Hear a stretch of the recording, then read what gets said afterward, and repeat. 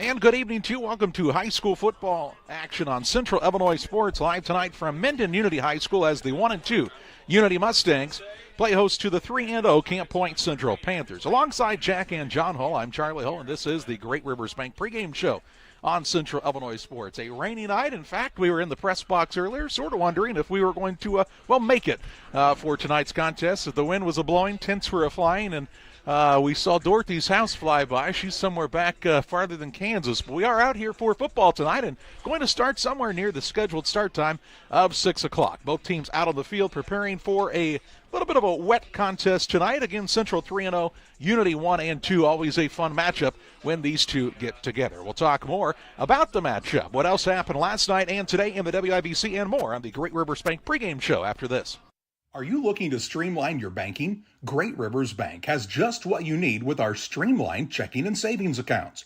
Earn high interest rates or get cash back on debit card purchases with your qualifying account. Plus, ATM fee refunds. Certain qualifications required. Call or visit our website today at www.greatriversbank.bank to get started.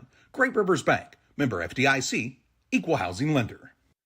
Hey, West Central Illinois, are you looking for a great deal on a vehicle? Well, at Westtown Ford, we have a lot full of vehicles. Cars, trucks, vans, SUVs. We've got them all, and a lot of them at Westtown Ford in Jacksonville.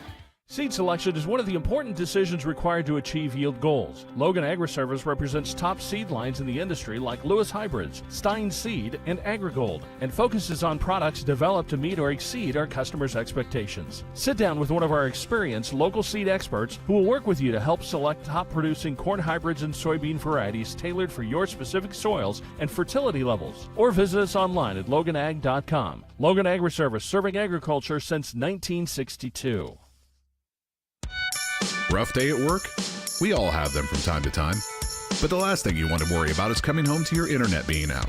Or even worse, waiting all day to watch the big game only to find out it's blacked out. With Cascom, those worries are a thing of the past. Our local technicians are here to service any issues and ensure you have a worry-free experience, whether it be internet, TV, or even home phone. Call Cascom today at 1-800-252-1799 to schedule or upgrade your internet and TV service. We welcome you back on the Great Rivers Bank pregame show with locations in Pittsfield, Berry, Liberty, and Hannibal. Great Rivers Bank is here to serve the entire region with high-quality banking services close to where you live. Learn more at greatriversbank.bank, member FDIC, and equal housing lender. Unity at Payson and Camp Point Central tonight for you on Central Illinois Sports. And, Jack, this is a rivalry from, many, many years now between the Mendon Mustangs and the Camp Point Central Panthers, and you have the Payson kids on there, and you've got a pretty good chunk of Adams County here in a rivalry battle tonight. When you think about Mendon Unity and Camp Point Central, it goes back over the years of a tremendous number of years of rivalries.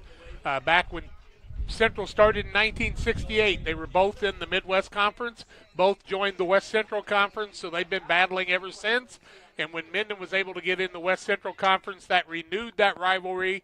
And I'll have to tell you, I've come here a lot of nights not thinking it was going to be an extremely close game, but Mendon has really risen to the occasion when they play the Panthers. Yeah, you talk about rivalry games, and that's kind of what, local high school sports are about, is playing those rivals and competing against people that, they're usually mostly just like you. Yeah, I mean, the big thing on that is that they border each other in school districts. You add Payson to that, so they border the school districts. Payson this year has added 7-8 kids to the lineup for Mendon Unity, usually 10 or 12, double digits most of the time. But they've been key individuals. On the Camp Point Central side, they had Southeastern for quite a while. Then they went back to just being Camp Point Central. And Southeastern, of course, has joined that 8-man squad over at Bushnell, I do believe now. But Central being able to play 1A. Last time they had Southeastern, they played 2A against this team called Belleville-Altoff, who somehow has slipped back into 1A, and we're not sure how that's quite happened. Camp Point Central, of course, finished second in Class 1A a season ago. They started off the season with a 40-8 win at North Green. Won a crazy contest against Calhoun at home in Week 2, 30-22, and then drubbed Beardstown last week 60-0, who then turned around, did Beardstown, and beat Jacksonville Rout last night, 46-44, in a crazy contest of their own. The Mustangs started out with a 28-15 loss to West Central, here at Mendon. and then fell to a very, very good Greenfield Northwestern squad, 42-7, before beating Brown County last week, 22-21. So they're looking for back-to-back wins. Central looking to move to 4-0 on the season and staking their claim to the WIVC North Championship, making it a little bit closer to that mark with a victory here tonight. Just over 11 or under 11 minutes left before tonight's kickoff. Both teams out on the field. Well, that storm that came through a little while ago here in the greater Mendon area was a pretty nice one, but things have kind of calmed down. It's a nice, calm evening. Hopefully the rain will go away here very soon. It's just a light sprinkle falling outside, and it's much cooler than it was about an hour and a half ago as well, and fans are trickling in here for this contest. It's one of those nights, so I walked out on the field. It's very solid footing. You know, we've had a lot of dry weather, so it's not going to hurt the surface of the field for footing and that type of thing, except for it being a little bit wet. And, you look up at that big scoreboard down on the end that's got the Pepsi insignias on it, and going to be a lot of fun things out here tonight. If you're on your way to the game, we hope you will join us live here. If you can't make it, we're glad you've joined us on Central Illinois Sports. We pause for a break on the Great Rivers Bank pregame show. We'll take a look at keys to the game next. There's a road that makes all the difference between the good and the great. The road less traveled for the few who can handle the grind.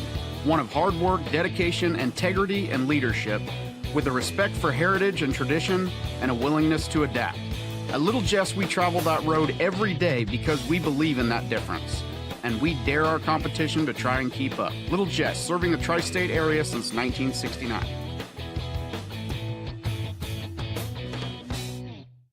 The thing for me that really separates DOT, senior leadership and the owners of the business really focus on employee engagement. We have some of the best people managers. The Tracy family, senior leaders throughout the business, really all of our leaders care about the employees that work here. And that allows for a lot of families to come work at Dot Foods, and I think that's part of it, is being able to have all those different schedules and the flexibility to be able to move things around when life happens. Once or twice a year I might get the cold or a flu, and my wife calls it the man flu. So you know what that is. Yeah. What do I love about our team? We have a good chemistry. We all work together. I mean, come on. I've got the best job in the world. Sometimes they say, oh, I like to do handstands. Yeah, I taught Brian how to do the handstand. That's all right. And every day, I mean, it's a fun day. Yeah, it definitely makes me proud to be here. Golf course has been around since 1957. When we looked at doing the deck outside, we looked at a lot of different options, but everything led back to Pike County Lumber. We looked at quality, price, and service. We wound up going with Tamco, composite decking. Pike County Lumber was great to work with. Another rock and roll weekend.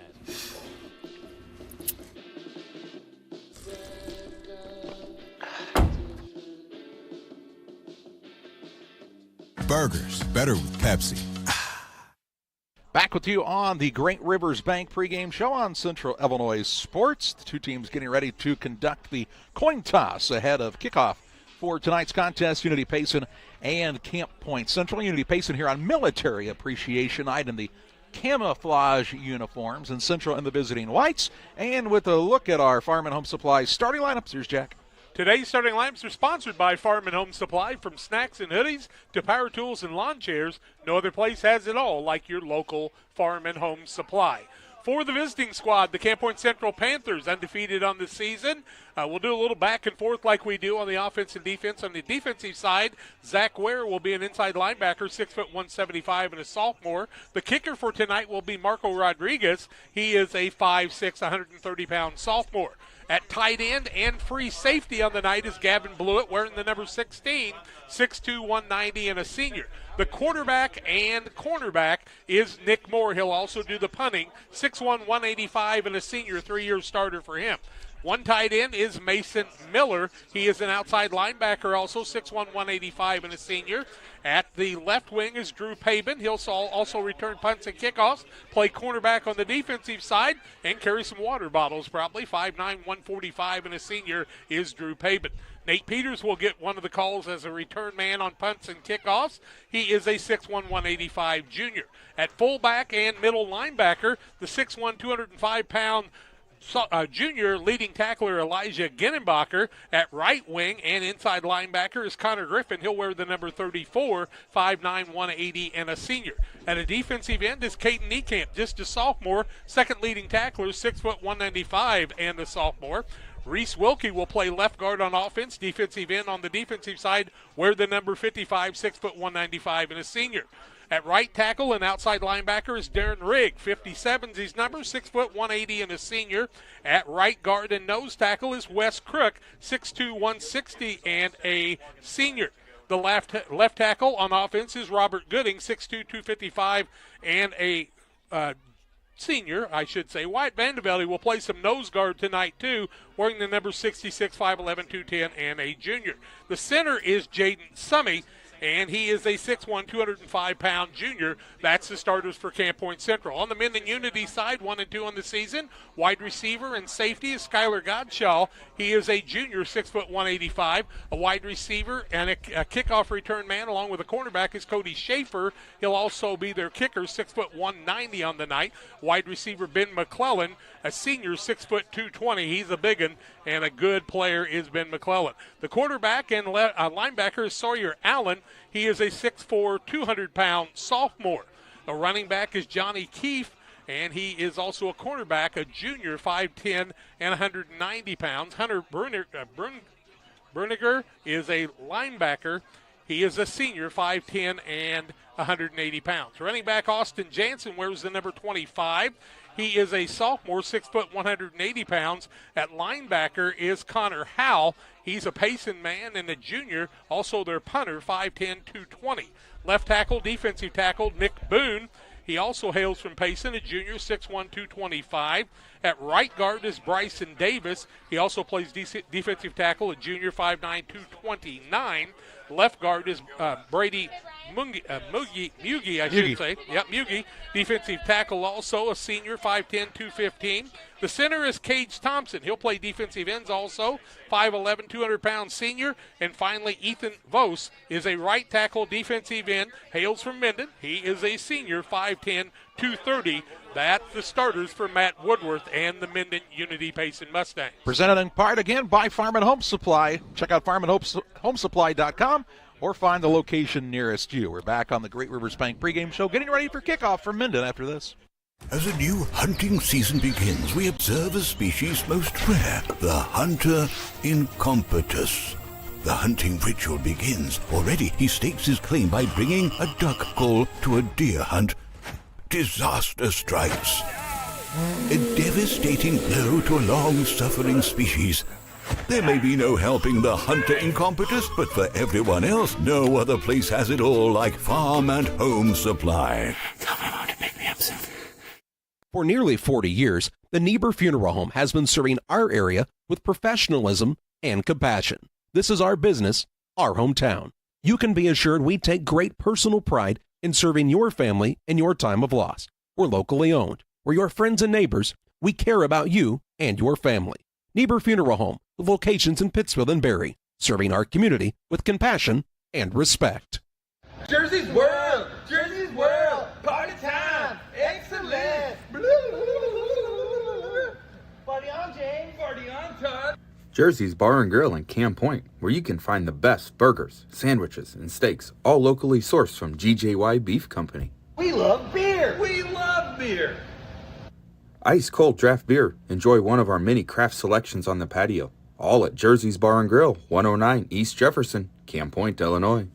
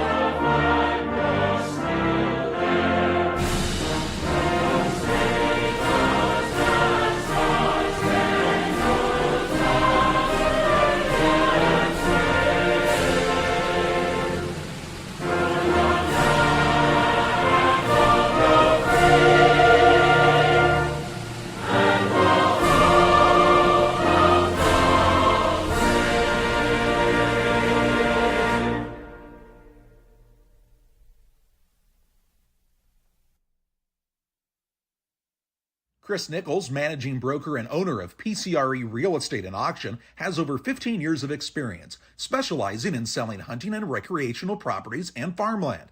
Chris prides himself on combining buyers and sellers, both local and from around the country, to help both parties achieve their land investment goals. Chris takes the time to walk clients through the process of selling their property from start to finish, making the experience feel seamless and enjoyable. Contact Chris Nichols and PCRE Real Estate and Auction at 217-473-3777. Prairie Land FS provides complete seed and application service. Our trained energy specialist, along with our crop specialist, can help you take your farming to the next level. Prairie Land FS, your leading supplier of choice. At Full Throttle Parts, we do spray-on bed liners, a brand called Patriot Liner. It is very elite. It actually enhances the resale value of anything you put it on or off-road. Go Full Throttle! Go Full Throttle. The Farmers National Bank of Griggsville, with locations in Griggsville, Mount Sterling, and Pittsfield. Maybe you ask, why choose Farmers National Bank of Griggsville? The answer is simple. Local people, local decisions, and local commitment with local investments. We have many products and services to meet your needs. We invite you to find out more about us. Go to fmbgriggsville.com and explore all the services we offer. Visit any of our 3 friendly locations in Mount Sterling, Griggsville, and Pittsfield today. The Farmers National Bank of Griggsville, local people helping local people, member FDIC. Well, we are nearing kickoff here at Mendon Unity as the Unity Payson Mustangs and the Camp Point Central Panthers match up tonight here on what actually, Jack, has turned out to be a fairly nice and pleasant evening for high school football action on this Saturday evening. Well, when you take a look at a game like this, Charlie, how much is the wetness of the turf going to affect these two teams? Both teams run the ball. I think Mendon likes to pass it a little bit more. Camp Point Central shows that they can pass, but when you know where your route's going to be, that makes it easier for the ends.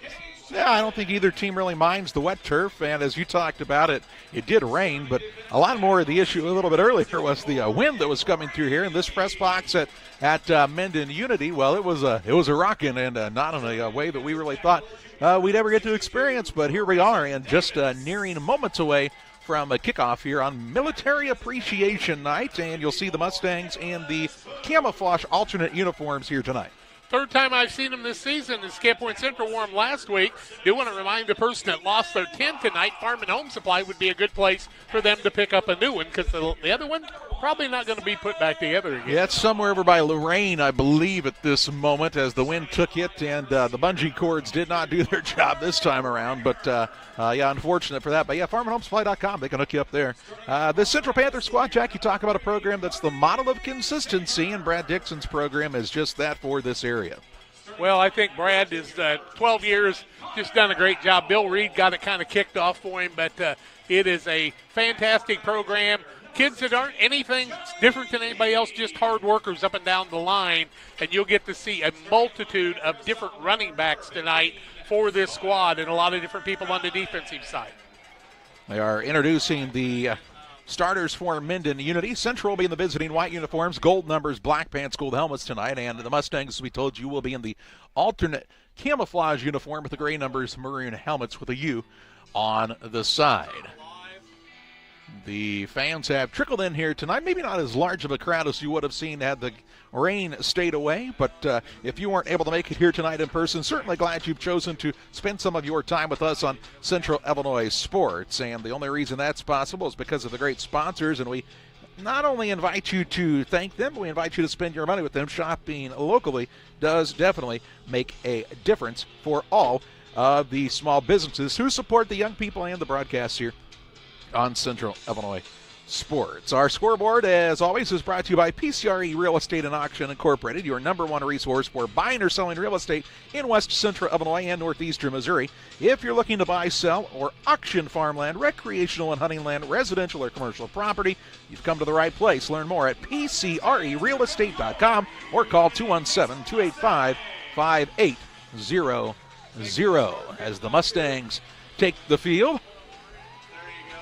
We told you a pretty good rivalry between these two programs, and while Camp Point Central would be considered a heavy favorite, you just never know when you get rivalry games like this how they will go. You got to know how you're going to react, and Coach Dixon usually can get his kids ready, but I think they found out in that Calhoun game if you're not prepared, anything can happen. And as the accolades we gave Calhoun, how about West Central with that big win over Calhoun last night? That makes the conferences on both sides a little bit tougher. Marco Rodriguez has the ball teed up, ready to kick it off for Camp Point Central. Schaefer is back deep along with Johnny Keefe for the Mustangs of Mendon Unity. Payson. We are starting about 5 minutes late and about an hour and 55 minutes earlier than I thought we would tonight, so not going to complain about the timeliness of things at all. Marco Rodriguez, the sophomore, ready to put his foot into this one. Watch Blewett. He has really been the guy on the special teams that's been after things.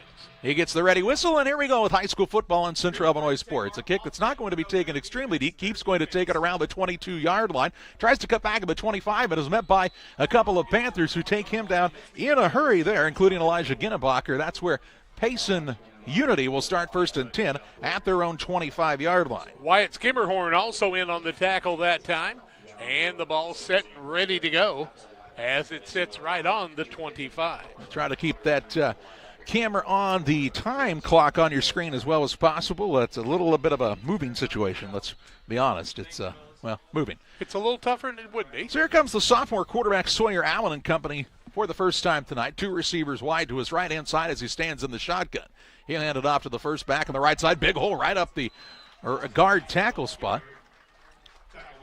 Good gain on the play by Jansen. He takes the ball up to the 32-yard line, a gain of 7 on the play. This brings up a 2nd down and 3. Good job on the right guard tackle hole that time, and Zach Ware, one of the inside linebackers, was the man in on the tackle. No huddle offense, and away we go. 2nd and 3 from the 32 for Unity Payson. Allen again wearing the arm sleeve on his left arm. He'd like the man to go in motion. He says, hey, you go.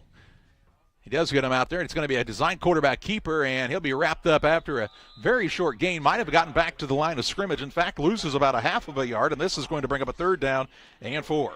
3rd down and 4, 11-12 and counting in the first quarter play. Ball sitting now back on what? I'm going to call it the 31. 31-yard line? Yeah. In my hunched over state here, looking out the windows. Well, I'm having trouble seeing some of the numbers because there's camouflage in front of me. 3rd down and 3.5 yards to go officially. Allen again in the shotgun. Single receiver to his left. He will be back to pass. Has some time. Now is flushed out of the pocket. Holding penalty going to be called here. Allen is going to be taken down up near the 30-yard line. Call it the 31.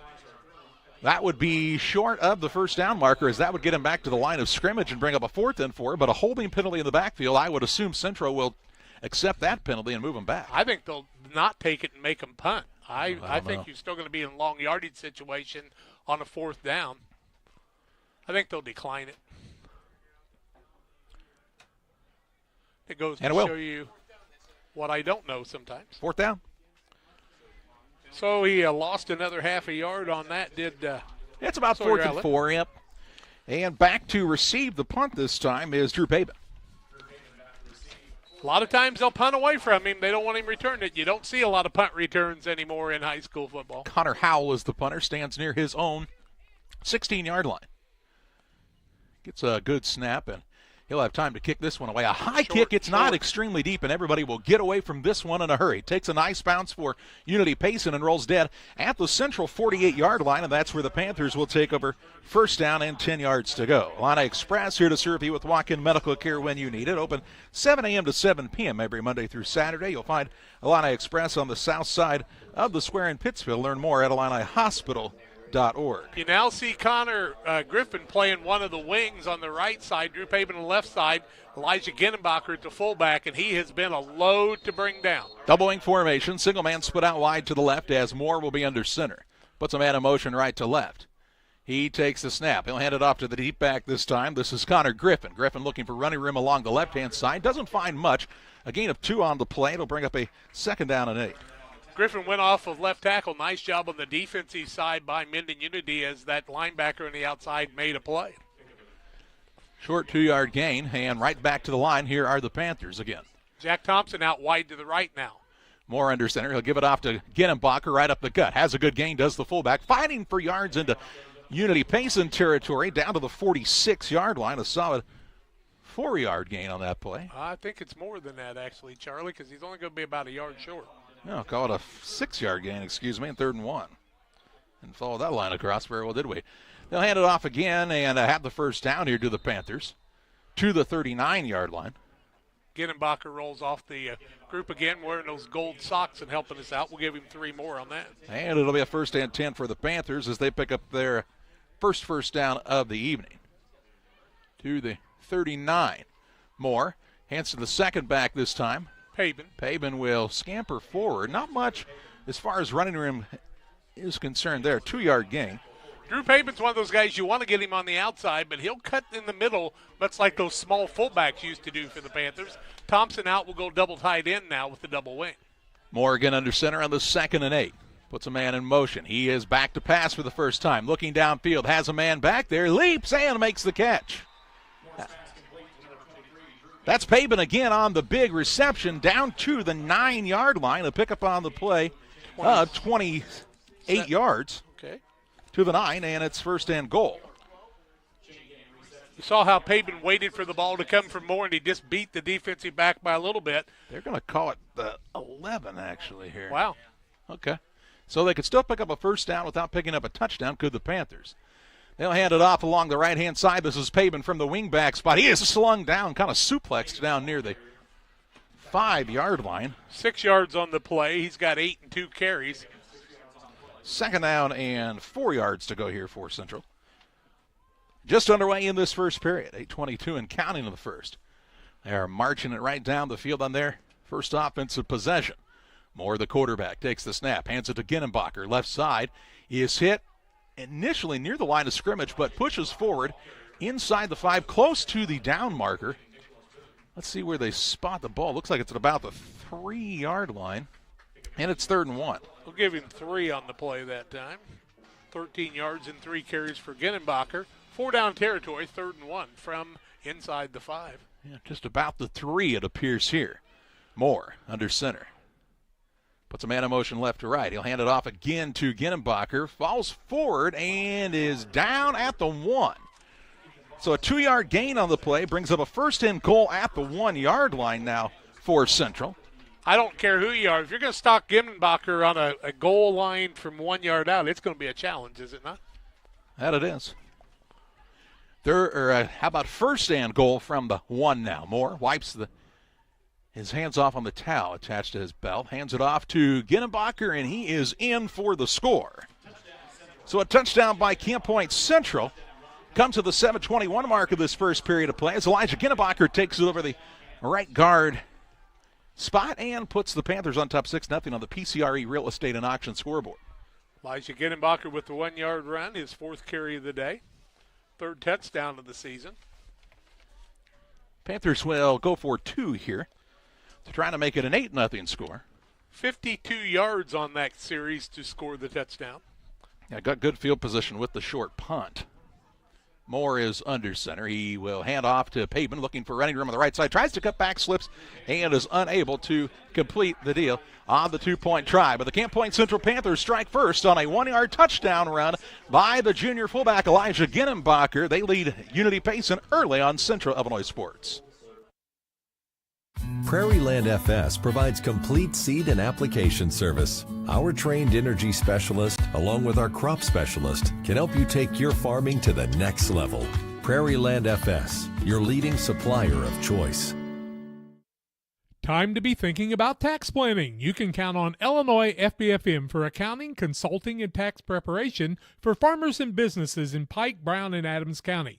Phone 217-593-7233. That's 593-7233. Illinois FBFM can take care of your farm accounting needs. Get your accounts in order for this tax season. Contact Jesse Shootman, Emily Matthews, and Brad Wellman. Illinois FBFM in Camp Point, working for you. Central takes the ball down the field as their offense, 2, 7, 8, 9 plays, and they go 52 yards, capped off by the 1-yard run by Ginenbacher. Papen's run for the 2-point, no good. And at the 7:21 mark of the first quarter, the Panthers are back kicking off, leading 6-0 in the early going here. It'll be Rodriguez kicking off again, and Mendon Unity back deep. Charlie will give you those returners in just a minute. Schaefer back deep. Schaefer's back there, okay. Also Johnny Keefe, who returned the kick the last time for this squad from Unity Payson. Rodriguez will fake the kick. He doesn't kick it deep most of the time, but tries to find spots where they can cover it. Of course, people like Ginenbacher, Niekamp, and Blewett always in there to help make the tackle. He'll put his boot into this one. Headed toward the sideline. Keefe is going to pick it up off of a bounce. Has a bounce off of his hands. Now secures it around the 16 along the sideline where he ducks out of bounds. Ooh. And he had a pretty good collision down there.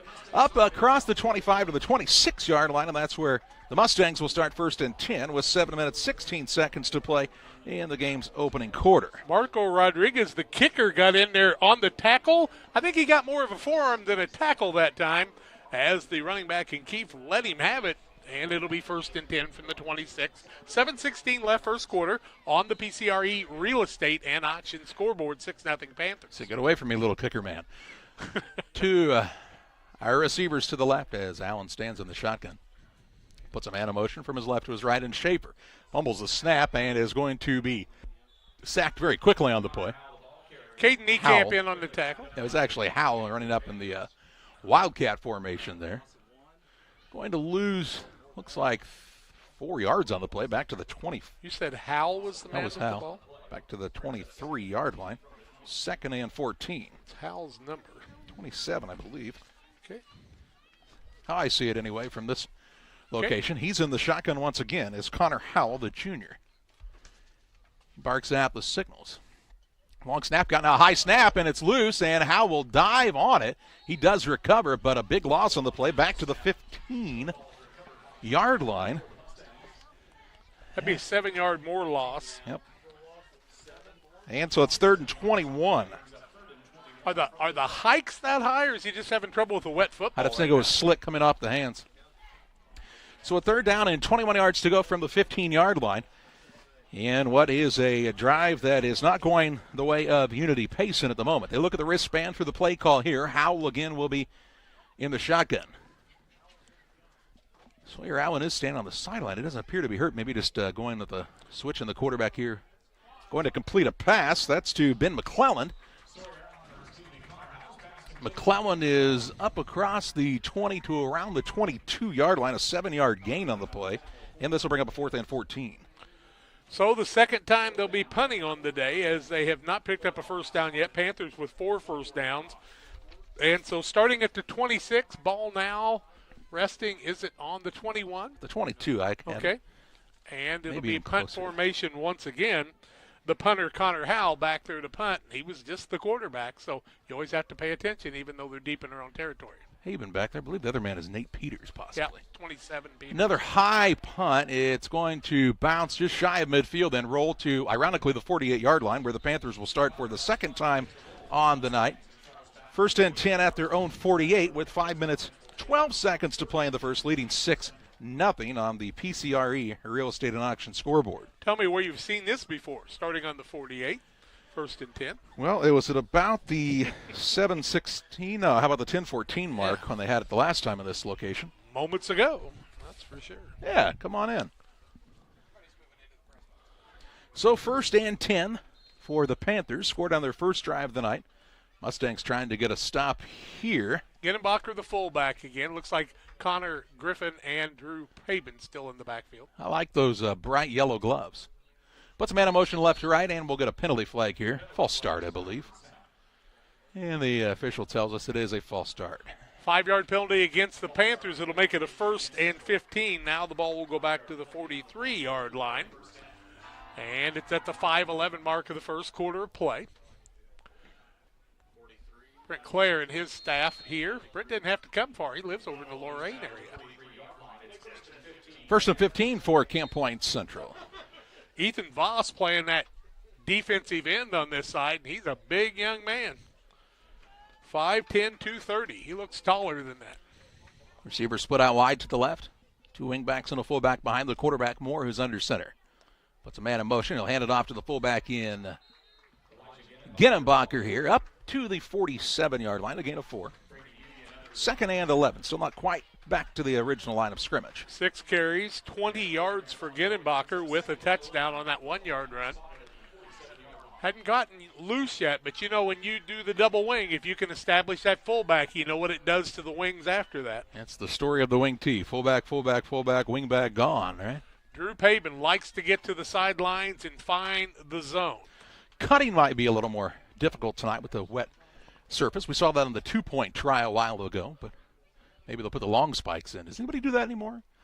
Moore is going to hand it off to the deep back. This is Payson running along the right side, has a blocker out in front. One man to beat for a score. 20, 15, 10, 5, and a touchdown. Drew Payson takes it from 53 yards out to pay dirt, and Camp Point Central takes a 2-score lead. When Payson gets loose on the outside, he just needs that one little shift block, and who got that block for him? That was a good one. We'll see it again in the moment on the Northwestern Mutual replay. And clarify that, because I agree it was a good block as he got loose. And Payson, once he gets into the open field, he usually turns on the afterburners with some good pull-away type of speed. Let's see if Coach Ray's got a 2-point conversion he can make happen for this squad. They only made one of those last week, or maybe 2 against Beardstown. They scored 60, though, so it didn't really slow them down much, it didn't look like. Wishbone formation. They'll hand it off to the deep back, running along the left-hand side. That's Connor Griffin, and he is in with the 2-point conversion for Camp Point Central. So the 2-point try makes it 14-0. How do they get the touchdown, though? Well, it was a long run by the senior Drew Payson. Good block out in front by the lineman leading the way. Payson goes for 53, and the Panthers lead 14-0 on Central Illinois Sports. Camp Point Central Sports are proud to have Dear Wester Grain as a sponsor of this broadcast. Dear Wester Grain, there for you for all your grain and feed needs. Why don't you give them a call and check out all the locations of Dear Wester Grain? With locations in Golden, Paloma, Mount Sterling, Clayton, La Prairie, Liberty, Industry, Carthage, and Blandonsville. For more information, call Dear Wester Grain Services 696-4461. That's 696-4461, or on the web at dearwestergrain.com. Another rock and roll weekend.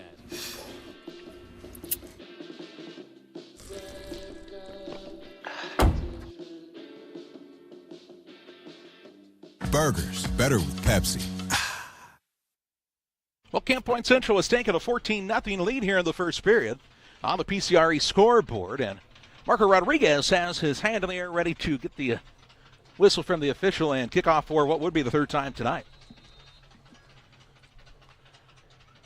He checks with his troops on the kickoff team and says, here we go, they'll fake the onside.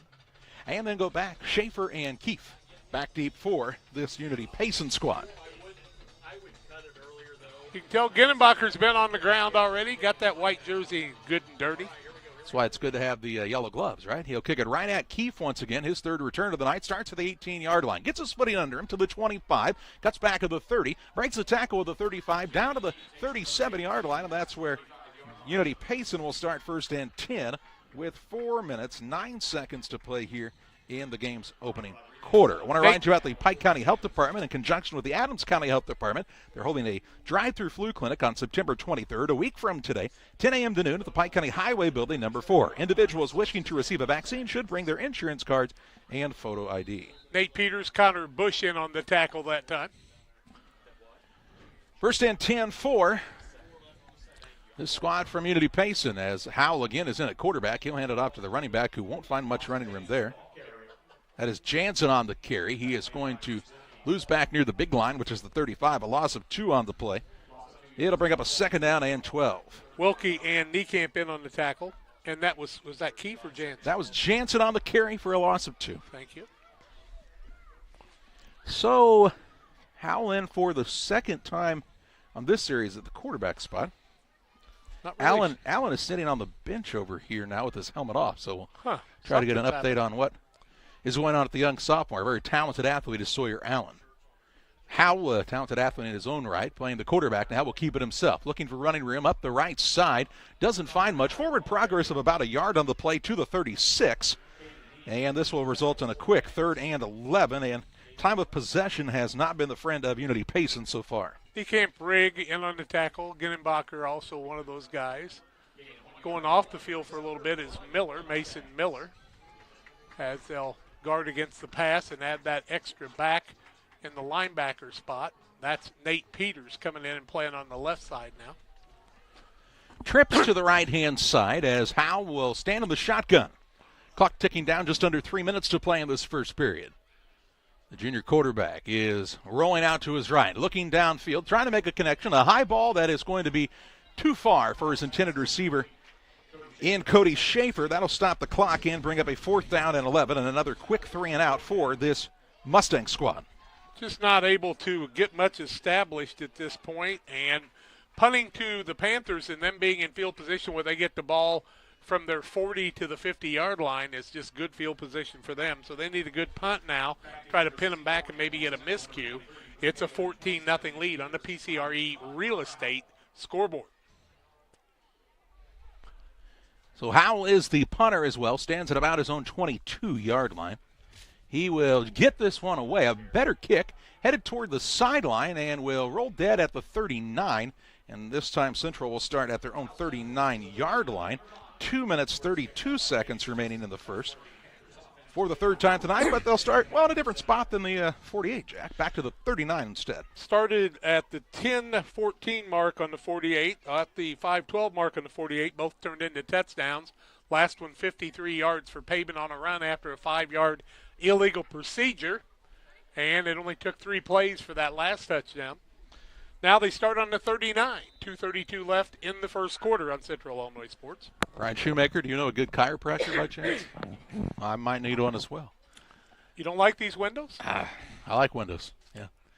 Man in motion left to right. Moore will be back to pass. Heaves it downfield, looking for Payson. He makes the catch between 2 defenders.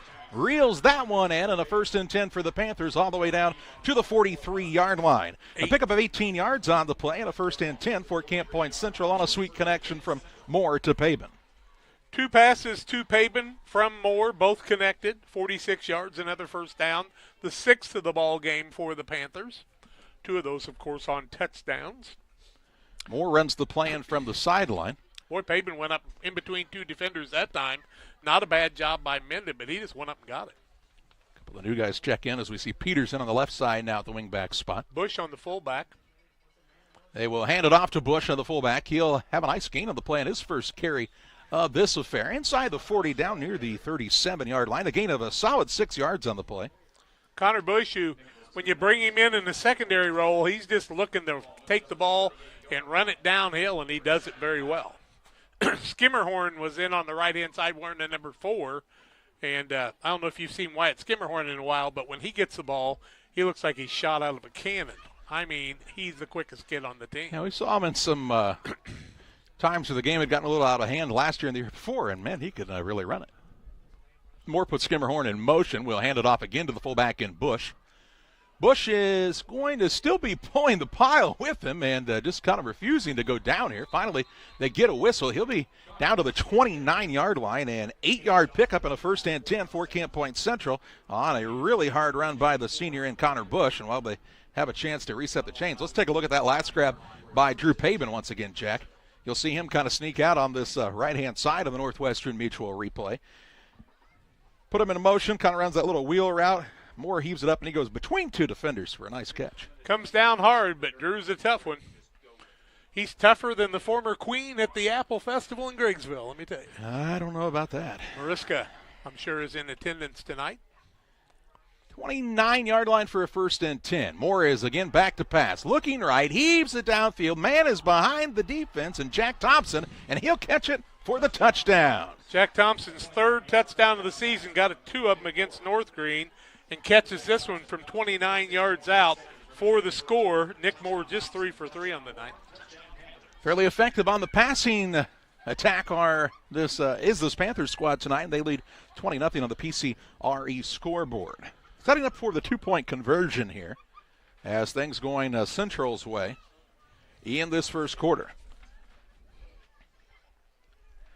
They were unable to complete the 2-point try on the first touchdown. Were successful last time on a run by Payson. Oh, Griffin actually won the last one, I do believe, wasn't it? I think you made that up. You might be right, though. They'll hand it off to the fullback in Bush, and he will be marked short. No, they're counting it on the other side. He will be marked in for the 2-point try.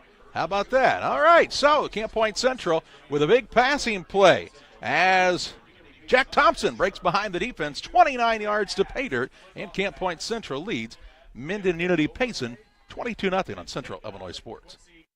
When it comes to financial planning, most financial companies focus on your income. At Northwestern Mutual, we focus on your outcome. That's why we know what it takes to succeed both on your balance sheet and in your life. It takes the right financial partner who looks at where you are now and where you want to go and design a financial plan to take you there so you can achieve the life you're after today and every day after. Focus on your financial outcome with Northwestern Mutual. Contact Sheila Davidsmeyer today. Her office is located at 311 West Washington in Pittsfield, Illinois, or visit SheilaDavidsmeyer.nm.com. The Northwestern Mutual Life Insurance Company, Milwaukee, Wisconsin. Full Throttle Parts, we do spray-on bed liners, a brand called Patriot Liner.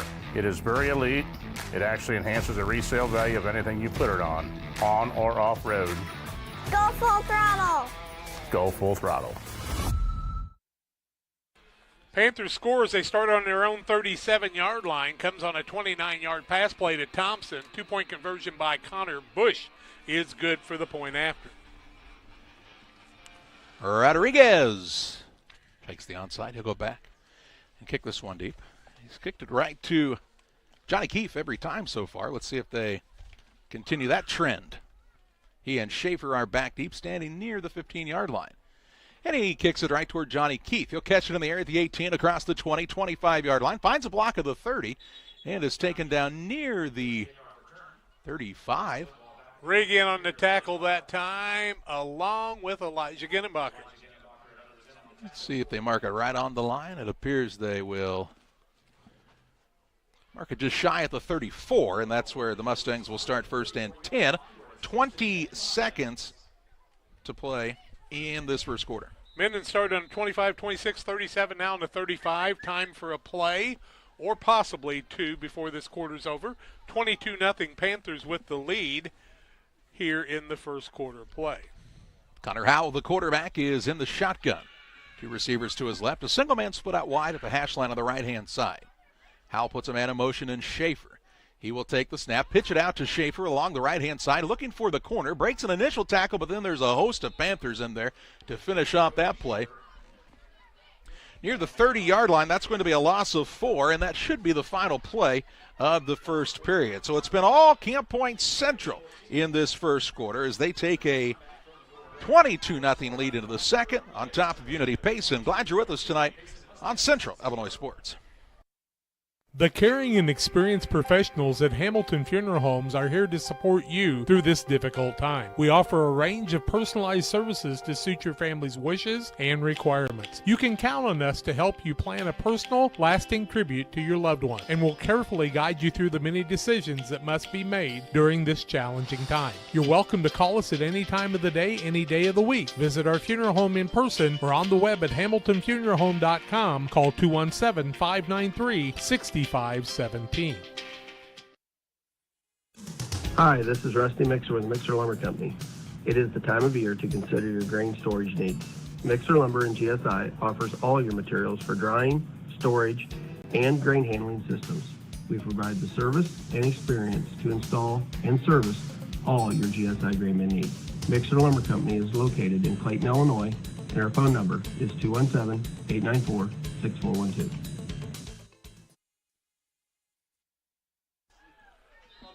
Mendon on a second down and 14 from their own 30-yard lines as we're ready to start the second quarter of play on Central Illinois Sports. 22-0 on the PCRE Real Estate scoreboard. Things just didn't go well for the Unity Mustangs in that first quarter. Tried to make a little better go of it here in the second, but starting with a tough second and 14 from their own 30-yard line. Connor Howell, the backup quarterback, is in the contest, has been since the second series of this game. He takes the snap and goes back to pass. Has time in the pocket, heaves it deep downfield. A man behind the defense, that's Johnny Keefe, and he makes the catch. He's fighting for yardage near the 40-yard line of Camp Point Central. A pickup of 30 yards on that pass, and a first and 10 for the Mustangs. And a nice catch by Johnny Keefe, and a good ball from Connor Howell. Second reception of the night, 37 yards on 2 receptions and 3 attempts, and a nice job that time by Johnny Keefe going and getting that one and finding the split between the defenders. First down for Mendon of the night, Panther territory. Well, and a good job by the line. He had a lot of time to throw, did Howell. He's in the shotgun once again. He'd like to move the running back, and that'll be a false start. So a 5-yard penalty, but it does give us an opportunity to show you that nice catch and pass and catch here by the Mustangs in the Northwestern Mutual replay. Good clean pocket for Howell. Heaved it downfield. Keefe with a nice one-handed grab. Tipped to himself for the big 30-yard pass play. 1st and 15 now. After the 5-yard penalty, Howell fakes the pitch out. He then is met in the backfield very quickly by Caden Niekamp. He'll give him forward progress to the 49, but loses 9 on that play. Well, or 4 on that play. Excuse me, I didn't write down the second number. The president of the sophomore class, Caden Niekamp, just teasing, met him helmet to helmet and got her done. Did the man coming from the defensive end spot, the sophomore. 2nd and 19. From the Panther 49. Howell. Long snap count here. Takes the snap back to pass. Looking across the middle, and it's in and out of the hands. Schaefer was the intended receiver, it appears. And this will bring up 3rd down. Thrown to Schaefer twice. Haven't been able to get the connection. Close that time, but good defense. That play by the likes of Nate Peters and Zach Ware in there on that. And the linebacker Elijah Ginnenbacher backing it up, of course, along with the safety in Blewett. Gavin Blewett gets some good ones. Out of the game goes Ware and Thompson as Central's able to rotate a lot of people in and out. Also in Mason Collins now, the 5'11", 185-pound junior. You can rotate about 20 guys in and out. It helps you to be fresh in the second half. Howell is all by his lonesome in the backfield, and, a false start here by Unity as they got a little bit of an early start there, and this will bring up a 3rd down and 24 now. 10 yards in penalties, 2 illegal procedures, both on this series. Going to put it back into Mustang territory, back at the 46-yard line now. They started on the 35. They've been in Panther territory, but the penalties and the losses have taken them back in their own side. They're a 30-yard pass play on this drive. Can they find another here as Howell stands in the backfield? He's back to pass. Heaves it across the middle to high again. This time the intended receiver has been McClelland.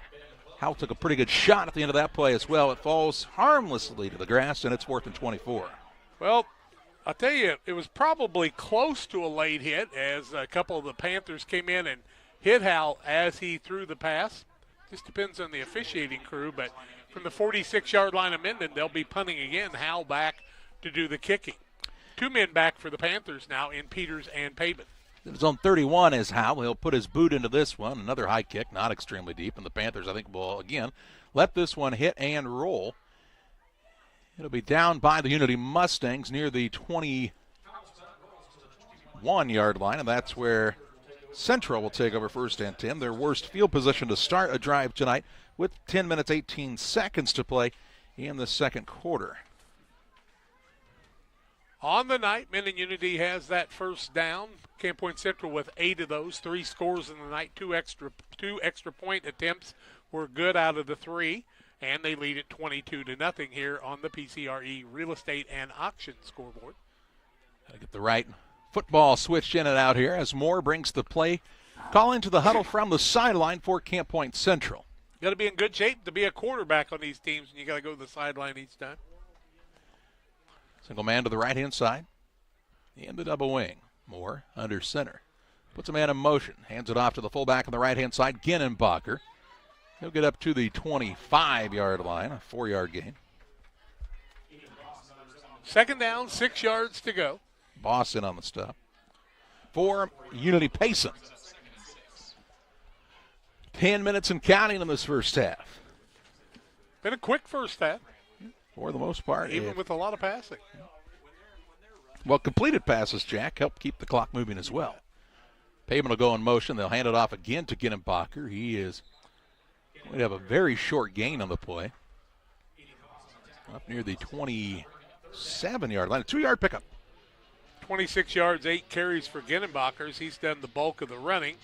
3 for Connor Bush from the fullback position. Papen's run the ball 3 times for 61 yards and a 53-yard touchdown. And Griffin's carried it twice. Third down and 4 yards to go for Camp Point Central. I believe this would be the first third down they've faced tonight. They came to a short huddle that time.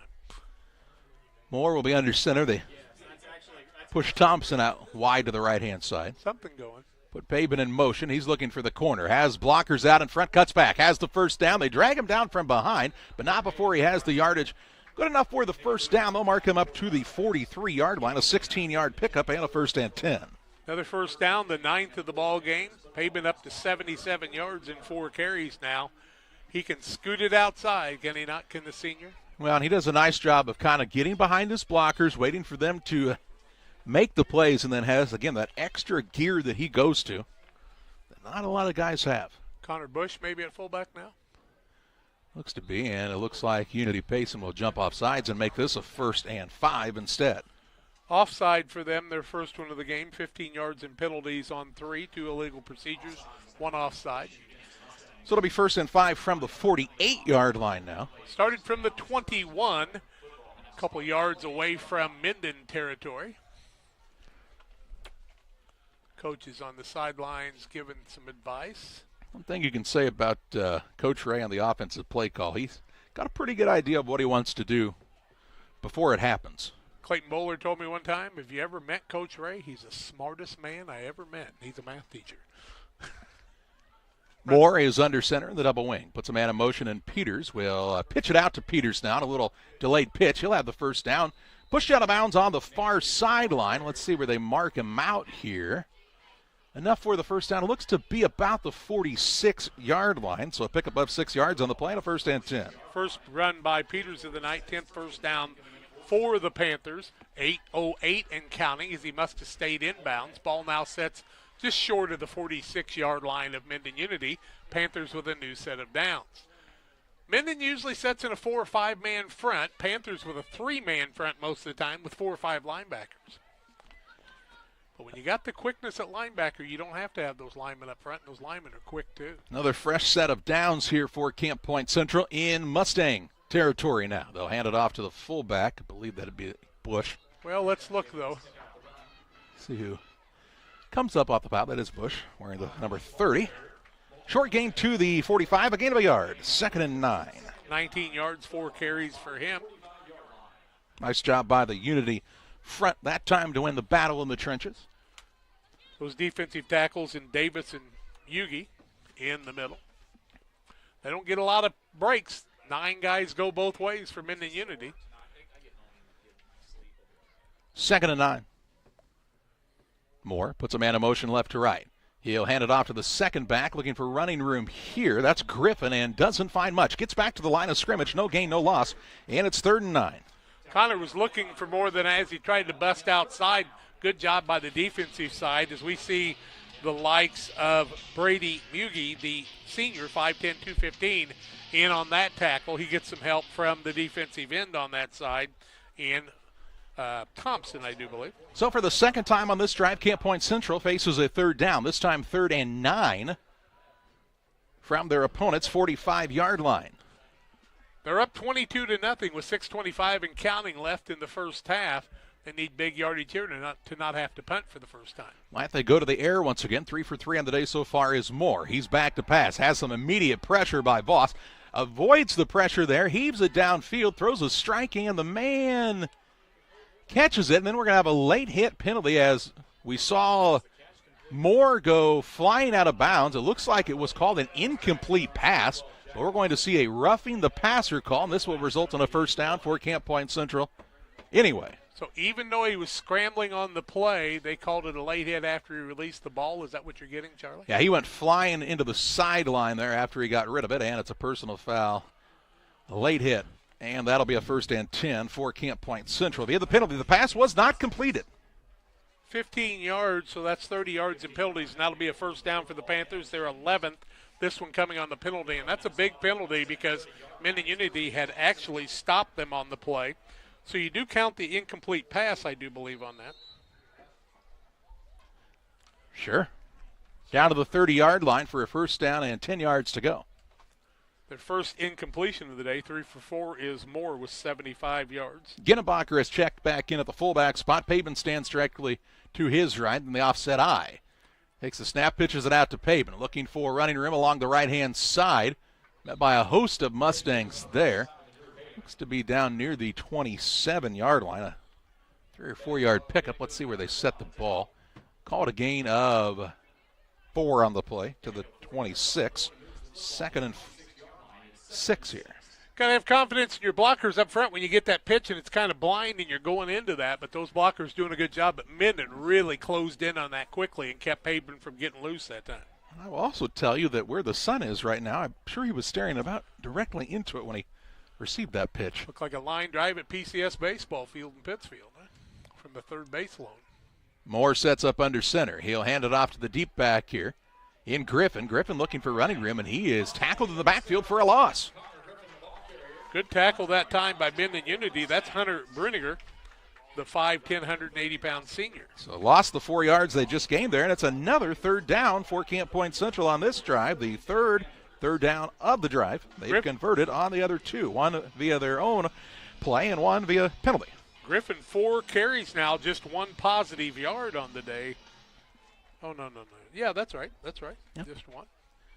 So 3rd and 10 with just under 5 minutes to play in the second period. It's amazing the seams that open up in some places. Miller is the tight end on the right side, and a wideout in Thompson on the right side. He's been one of their favorite targets. They'll hand it off to the fullback in Ginnenbacher. He gets a good run up the middle, slides a little bit at the end, so they'll mark him shy of where he ended up, inside the 25 to the 23-yard line. A 7-yard pickup on the play, and call this a 4th down and 3. 4th and 3 for the Panthers. Look for them to go for the hard count first. 4:20 and counting left in the first half on the PCRE Real Estate and Auction scoreboard. Has worked once tonight to draw the Mustangs offsides. Actually, they've been offside once, illegal procedures twice, and then that personal foul on roughing the quarterback. 30 yards in penalties for Mendon Unity so far. So a 4th and 3 from the 23. Moore under center in the double wing. Thompson is the wide out, split wide to the right-hand side. They put Payson in motion. Back to pass, looking for Payson in the flats and swatted out of there by the big paw of Ethan Voss. He knocks it out of the air, and the Mustang defense has held. Nice job by the defensive lineman and Ethan Voss to get his hands up, knock that pass out of the air, and the incompletion stops the clock, and a turnover on downs here as Unity Payson will take over. You'll see that on the Northwestern Mutual replay. Moore had some time to throw the ball here. Voss in pursuit, just got that left paw on it and knocked it down on a big play for the Mustangs. So they'll have it 1st and 10 from their own 23-yard line with 3:50 left in the half. Got timeouts to use, too, I do believe. Trying to get some momentum here before halftime. My old buddy Bob Byers, formerly of the Journal-Courier, tells me on the roughing the passer, it wipes out the incomplete pass, so Moore now is 3 for 4 on the day after that incompletion. Howell is in the shotgun all by himself in the backfield. Puts a man in motion. And Johnny Keefe. Howell back to pass, looking to his left. He makes the pass to Schaefer, who dives and brings this one in on a sensational catch up near the 36-yard line. A 13-yard pickup and a 1st and 10, and the Mustangs finding some life here. 13 yards, first completion for Schaefer on the day from Howell. Howell now with 40 or 50 yards in passing as he's completed 3 of his 5 attempts. Barry Wright also told us in the chat the same thing. So Barry and Bob, you're both right, we think. One official, one rider. I trust the rider. What do you think? Here's a pass out into the flats. Completed here to Jansen. Jansen looking for running room. Takes a big hit after a nice gain on the play up near the 43-yard line. A pickup of 6 yards, we'll call it here. And it's 2nd and 4. Hal coming in cool customer as he wasn't prepared to be the quarterback tonight. But he's come in very quickly for Sawyer Allen and taken just about every hike so far tonight. Saw Hal play a lot of varsity basketball last year as a sophomore, and he had a lot of confidence in that as well. Now the handoff is along the left-hand side. Ball carrier has the 1st down up near the 49-yard line. Looked like Howell just kept it himself. Yep. And that'll be enough for a 1st down as he gets the 5-yard gain. Needs 9 more yards to get into positive territory, but that 5 helps that. A 1st down for Mendon Unity is their 2nd of the ball game. I like the response you're seeing from this Mustang squad, though. Gave up 22 points in the first quarter, pitching a shutout here in the second and trying to get on the board before halftime. Trips right. Howell. in the shotgun once again. He goes back to pass. Looking in the flats for Jansen. It's a lateral pass. That's a lateral. And they'll say no. It was forward, so it's just an incompletion. We'll stop the clock and give us an opportunity, Jack, to backtrack just a little bit and see that sweet catch that happened earlier on this drive by Cody Schaefer on the full extension. You'll see Schaefer cut across the middle just behind the backers here and dive to make a fantastic catch. One of the big plays of this drive, and there have been several. I have to tell you, that looked like a lateral to me, but I'm probably blind. I thought it was a lateral instead of an incomplete pass. Well, it's an incomplete pass, the officials tell us, and that's all that matters. He has the microphone, so he will listen to every word he has to say. Howell is back to pass. Passes to the right-hand side, has the completion. That passes to Jansen once again into Panther territory to the 45-yard line. A 6-yard pickup. And it'll be a 3rd down and 4. Griffin in on the defensive play, but they were able to complete that. Jansen from Howell. 62 yards in passing so far on the night for Howell. And in a rhythm here is this Mustang squad. Can they convert on this 3rd down and 4 yards to go? Under 2 minutes to play in the half. And they draw Camp Point Central offside, so they give them a dose of their own medicine, it looks like here. Well, the center move too. So I think they're going to say it's a infraction against the Mustangs. The center broke, and he's the guy with the ball, so you'd have thought he'd have hiked it first, wouldn't you? I think the wideout on this side might have moved early too, given his body language there. So that'll move it back to the 50 and instead of a 3rd and 4, a 3rd and 9, and a big play there. Clock rolling now, 1:45 and counting in the second quarter. Mark Georges likes your replay. Well, when we've got Charlie with us, we can pull all that off. See? We're learning. Howell, long snap count, he's back to pass. Has some time. Steps into this one, and it is picked off. That's Elijah Ginnenbacher on the interception. Has it to the 45-40, running down the far sideline. Still on his feet, tripped up, taken down just shy of the 20. And an interception on the 3rd and 9 play gives the Panthers the ball back deep in Mustang territory with 1:21 to play in the half. Interception by Ginnenbacher. Good run after for him, and he had one man to beat, and that one man made a nice tackle on the play to save the touchdown. Ginnenbacher again kind of tipped it to himself and then had some blockers out in front. Got tripped up just shy of the 20. In fact, the nose of the football resting right at the 20-yard line, 1st and 10. And another opportunity for Camp Point Central to get a score on the board here. First time they've had the ball in Mendon territory to start a drive. Mustangs had a nice drive there, and it ends with the turnover on the first interception of the night thrown by Connor Howell. They were looking for that positive score to go in and not be down by just 2 scores, but now Central trying to add to their lead. Moore under center on the 1st and 10. Hands it off to the second man through. That's Griffin. Griffin dives for it. Gets to the 15-yard line. 5-yard pickup on the first down play. McClellan then on the stop for the Unity Mustangs. 2nd and 5. Panthers right back to the line of scrimmage. Just over a minute left in the half. Yeah, still a lot of time, and they have all 3 timeouts as well. They'll hand it off to Payson, looking for running room along the right-hand side. Gets a nice block from Thompson out there and is pushed out near the goal line. It looks like around the 1 or 2 yard line. So it'll be 1st and goal, and then it looks like that ball is setting. What are we going to call that, guys? The 2? I believe you're right, so that'd be 13 yards on the run. So 1st and goal from the 2 on the big run by Payson. Good blocking on the outside by Jack Thompson. And he got out of bounds on that play. Panthers now with 12 first downs, looking for the touchdown in their 13th. 94 yards for Payson in the first half. Stay tuned for the Little Jess Motors halftime show. We'll have all those stats for you. Under center is Moore once again on the 1st and goal play. Hands it off to Ginnenbacher. Right side, and he follows the guard into the end zone for the touchdown. Elijah Ginnenbacher with his 2nd rushing touchdown of the day makes it a 28-0 advantage for the Central Panthers. First score of the second quarter for the Panthers comes with 49.5 seconds left. And this series started on the Mendon 21-yard line. But Payson the big run again. Panthers line up to go for the 2-point try. They capitalize on the turnover by the Unity Mustangs, and that's usually what good teams do. They capitalize on mistakes. That false start on Unity was huge in this drive as well. Instead of a 3rd and 4, a 3rd and 9, it had to kind of try to push it downfield a little bit more, and that ended up in the interception. Play clock getting down, Charlie. And if that's accurate, that'll be a delay of game, and I believe it will be here. The Panthers were really late to the line there. Yeah, they really were. And so that'll move it back 5 yards, and the 2-point try will come from the 8-yard line now. I'm surprised he didn't call a timeout because they had them all left. I don't disagree with you on that. I'm not sure anybody really noticed how close it was, possibly. Or maybe they just have a play that's drawn up. Sorry about that, Coach. Is it always set at 25? I thought it said at 40. It depends on the situation.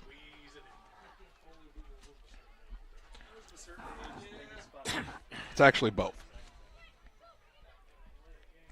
So a 2-point try here. Moore under center. Takes the snap. He's back to pass. Throwing to his left. Leap and a catch. That looks to be Gavin Blewett, and it is. On the 2-point try. And the Panthers take the 30-0 lead just before the halftime break. 49.5 seconds to play in the half. Glad you're with us on Central Illinois Sports. The Liquor Booth is your home for a huge selection of beer, wine, and spirits. The Liquor Booth has 2 locations in Quincy, 3520 Broadway and 1500 North 12th Street. The Liquor Booth, where it's always happy hour. At Game Masters in Quincy, we're passionate about the outdoors. Shooting is one of our favorite pastimes. When it comes to guns and ammo, think Game Masters.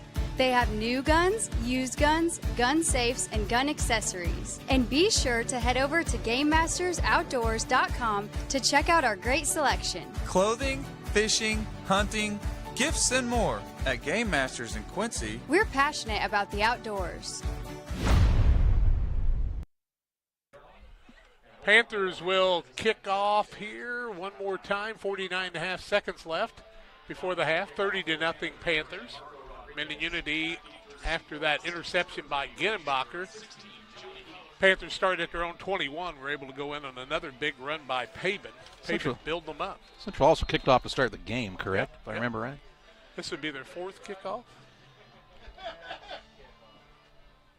5th, right? They'll get the ball to start the second half, too. They love to defer to the second half.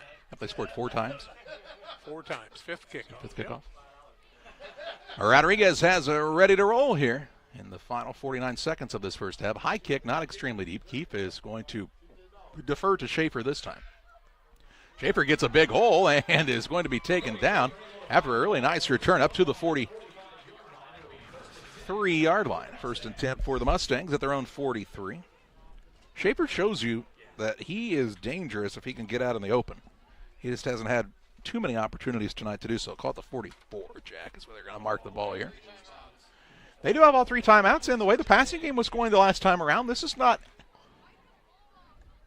out of play completely to try to get a score here for the Mustangs. I go right to the air the way they've had some success across the middle. They haven't tried the fly patterns along the sidelines or a little cross pass. Well, with the timeouts, you don't have to. I mean, everything's open here. Exactly. Trips left. 2 receivers to the right-hand side as Howell stands about 7 yards deep in the backfield. Usually that's the Panthers' strength is the defensive pass coverage. Howell is back to pass, has some pressure, gets it away, and it's incomplete. Intended receiver that time was Austin Jansen. Stops the clock on a 2nd and 10. 4th time they've thrown to Jansen on the day. They've completed 2 of those 4 attempts. 2nd and 10, 40 ticks to play in the half. The other dangerous thing is, though, if you go a quick 3 and out here, it gives Camp Point Central a chance to get another score before the half. Because guess what? They've got timeouts, too, and they may call one here if they stop you. 2nd and 10, trips left, 2 receivers to the right. Howell is back to pass once again. A clean pocket this time, steps into his throw. It is high and incomplete. Very dangerous pass that time because if the defender can get the ball tipped up, he could take off to the races. Skylar Godshall was the intended man that time around. Then it's 3rd and 10, and this drive has not taken much time off the clock. 35.5 seconds to play in the half. Don't know why there's such a hurry to get to the play because they've got to stop clock here. They get to the line kind of like a lot of people do in this no huddle, kind of get set up, see what the defense matches up with, and then go with the play call. Don't they understand replay and what we want to do? Same formation. 3 receivers to the left of the quarterback, Howell. 2 to his right as he's alone in the backfield. 3-man rush. Back to pass. Man breaks through and breaks the tackle. Does Howell. Breaks another tackle. Still on his feet, and now he's going to be chased down by Elijah Ginnenbacher up near the 48-yard line. Gains 4 yards on the play, and a quick timeout taken by Camp Point Central to stop the clock on what is going to be a 4th and 6, just shy of midfield. So the Panthers stop the clock. They're going to try to do something once they get the ball back, and we'll have that for you on the other side of this break.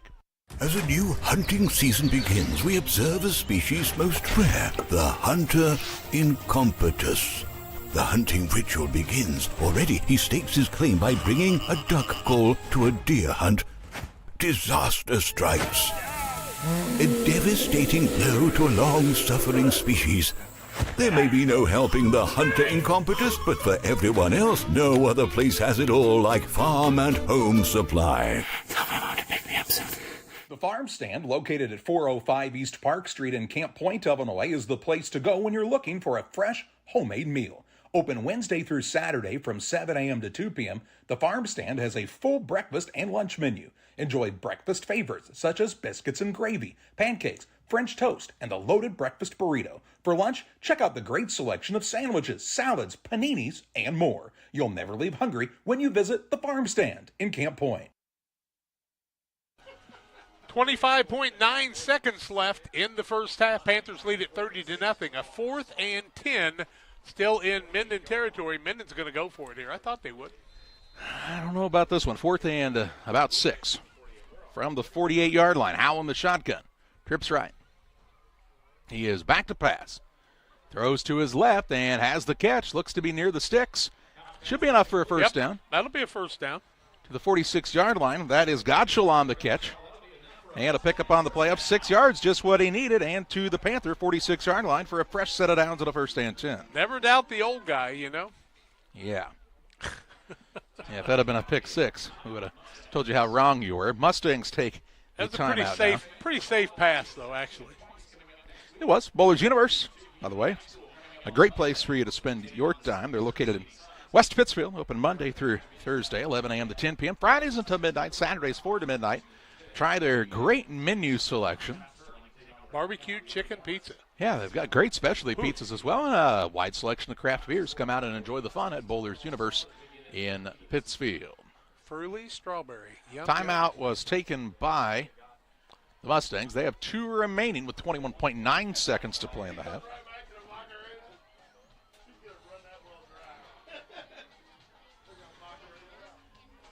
Let's see what the Mustangs, how aggressive they want to be here from the Panther 46. Cage Thompson, the center for Mendon, doing a nice job getting the ball to the quarterback where he needs to.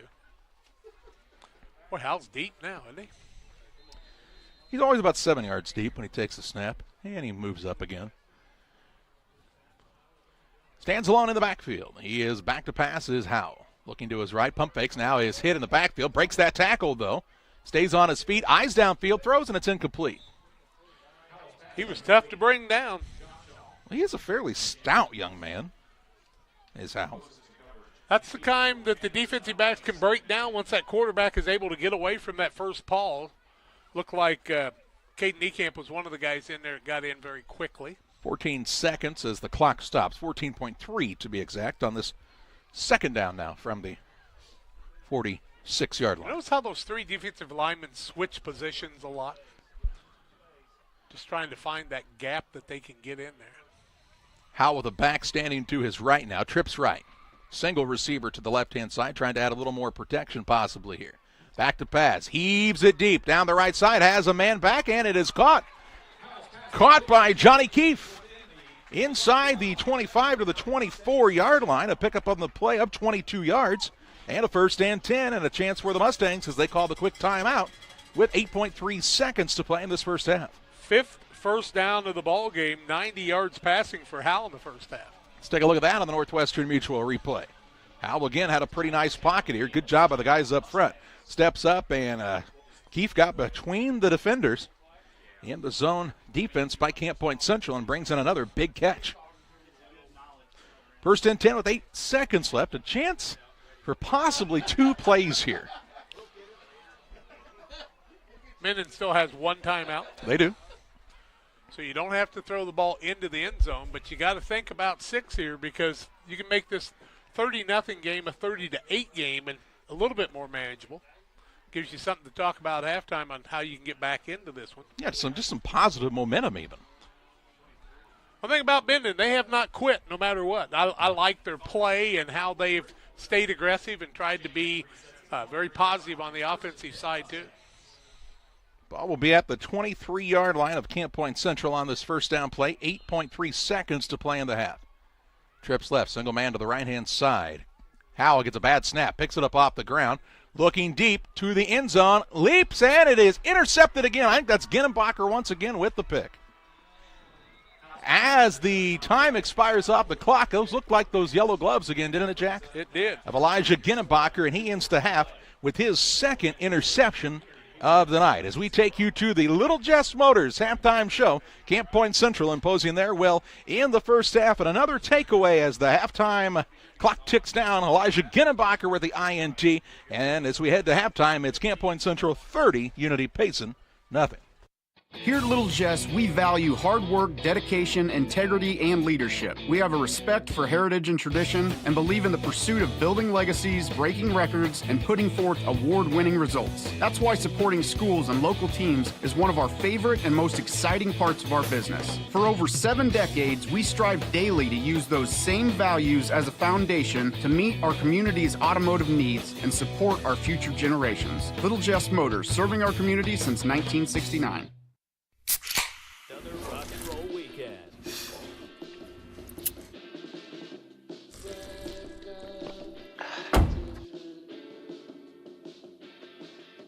Burgers, better with Pepsi. Go team, go! Great Rivers Bank has a digital banking app worth cheering for. Move your money, pay your bills, deposit your checks. Hooray! Hooray! Set up a budget, manage your debit card, set up account alerts, and so much more. Our digital banking will give you a reason to stand up and cheer for banking. Learn more at greatriversbank.bank. Great Rivers Bank is an equal housing lender, member FDIC. At Logan Agri-Service, we consider it a badge of honor to be recognized as one of the larger independent suppliers of crop protection chemicals in the Midwest. We've worked hard for years to provide you with the access to the best herbicides, insecticides, and fungicides from top manufacturers because we know without you, our local farmers, we wouldn't be here. When you have questions, call our local experts to discuss what works best for your fields and your situation, or visit us online at loganag.com. Serving agriculture since 1962. Rough day at work? We all have them from time to time. But the last thing you want to worry about is coming home to your internet being out. Or even worse, waiting all day to watch the big game only to find out it's blacked out. With Cascom, those worries are a thing of the past. Our local technicians are here to service any issues and ensure you have a worry-free experience, whether it be internet, TV, or even home phone. Call Cascom today at 1-800-252-1799 to schedule or upgrade your internet and TV service. I want to welcome you back on a Little Jess Chrysler Dodge Jeep Ram in Quincy, Illinois halftime show. It's the place to go for your next vehicle purchase. Their staff is committed to making the car buying process simple and making sure each customer's needs are satisfied. Learn more at littlejessmotor.com or stop by and see them at 3431 Main Street in Quincy. 3 of our kids have done that, and they took very good care of them with the Renegades. Well, first half looks like this. It's a 7:21 mark of the first quarter. The Panthers took the ball starting at the 48-yard line. They go 52 yards, capped off by a 1-yard run by Elijah Ginenbacher. The point after on the run was no good by Payson, and it was a 6-0 Panther lead.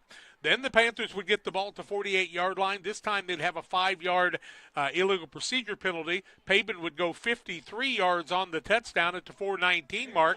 Griffin would take it in from 3 yards out for the extra point, and the Panthers led it 14-0. They would score one more time in the first half. It would come at the 26-second mark of the first quarter of play. Jack Thompson from Nick Moore, 29-yard pass. Bush on the 3-yard run, and the Panthers led it 22-0. Scoring would be very sparse in the second quarter until the Panthers get the ball from the 21-yard line after an interception by Elijah Ginenbacher, one of 2 he had in the first half, and he'd take it in from 2 yards out at the 49.5 mark of the first half of play. It would be Blewett on the 8-yard pass after the delay of game penalty against the Panthers, and it takes the score to 30-0. The Panthers lead it 30-0 on the PCRE Real Estate and Auction halftime show on the Little Jess Motors halftime show, on the scoreboard, I should say, Little Jess Motors halftime show. 30-0 Panthers, back with individual stats and more on Central Illinois Sports. I like hard work. I mean, I kind of was raised that way. You really do make a difference. You're helping ship out food to feed people. Someone's got to do it, and I don't mind doing the hard work of it, you know. That gives me meaning, and I do go home rewarded. Every time I drop off a pallet, it's kind of corny, but I look back at it with a sense of pride. I'm like, yep, I built that. It looks awesome, and then I just drive away. I love it. When my life needed meaning, I chose Doc.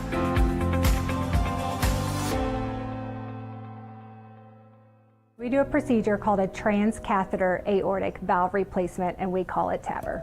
TAVR is state of the art. It wasn't really available worldwide until the early 2000s. It's a minimally invasive procedure in order to replace the valve. I'm number 1.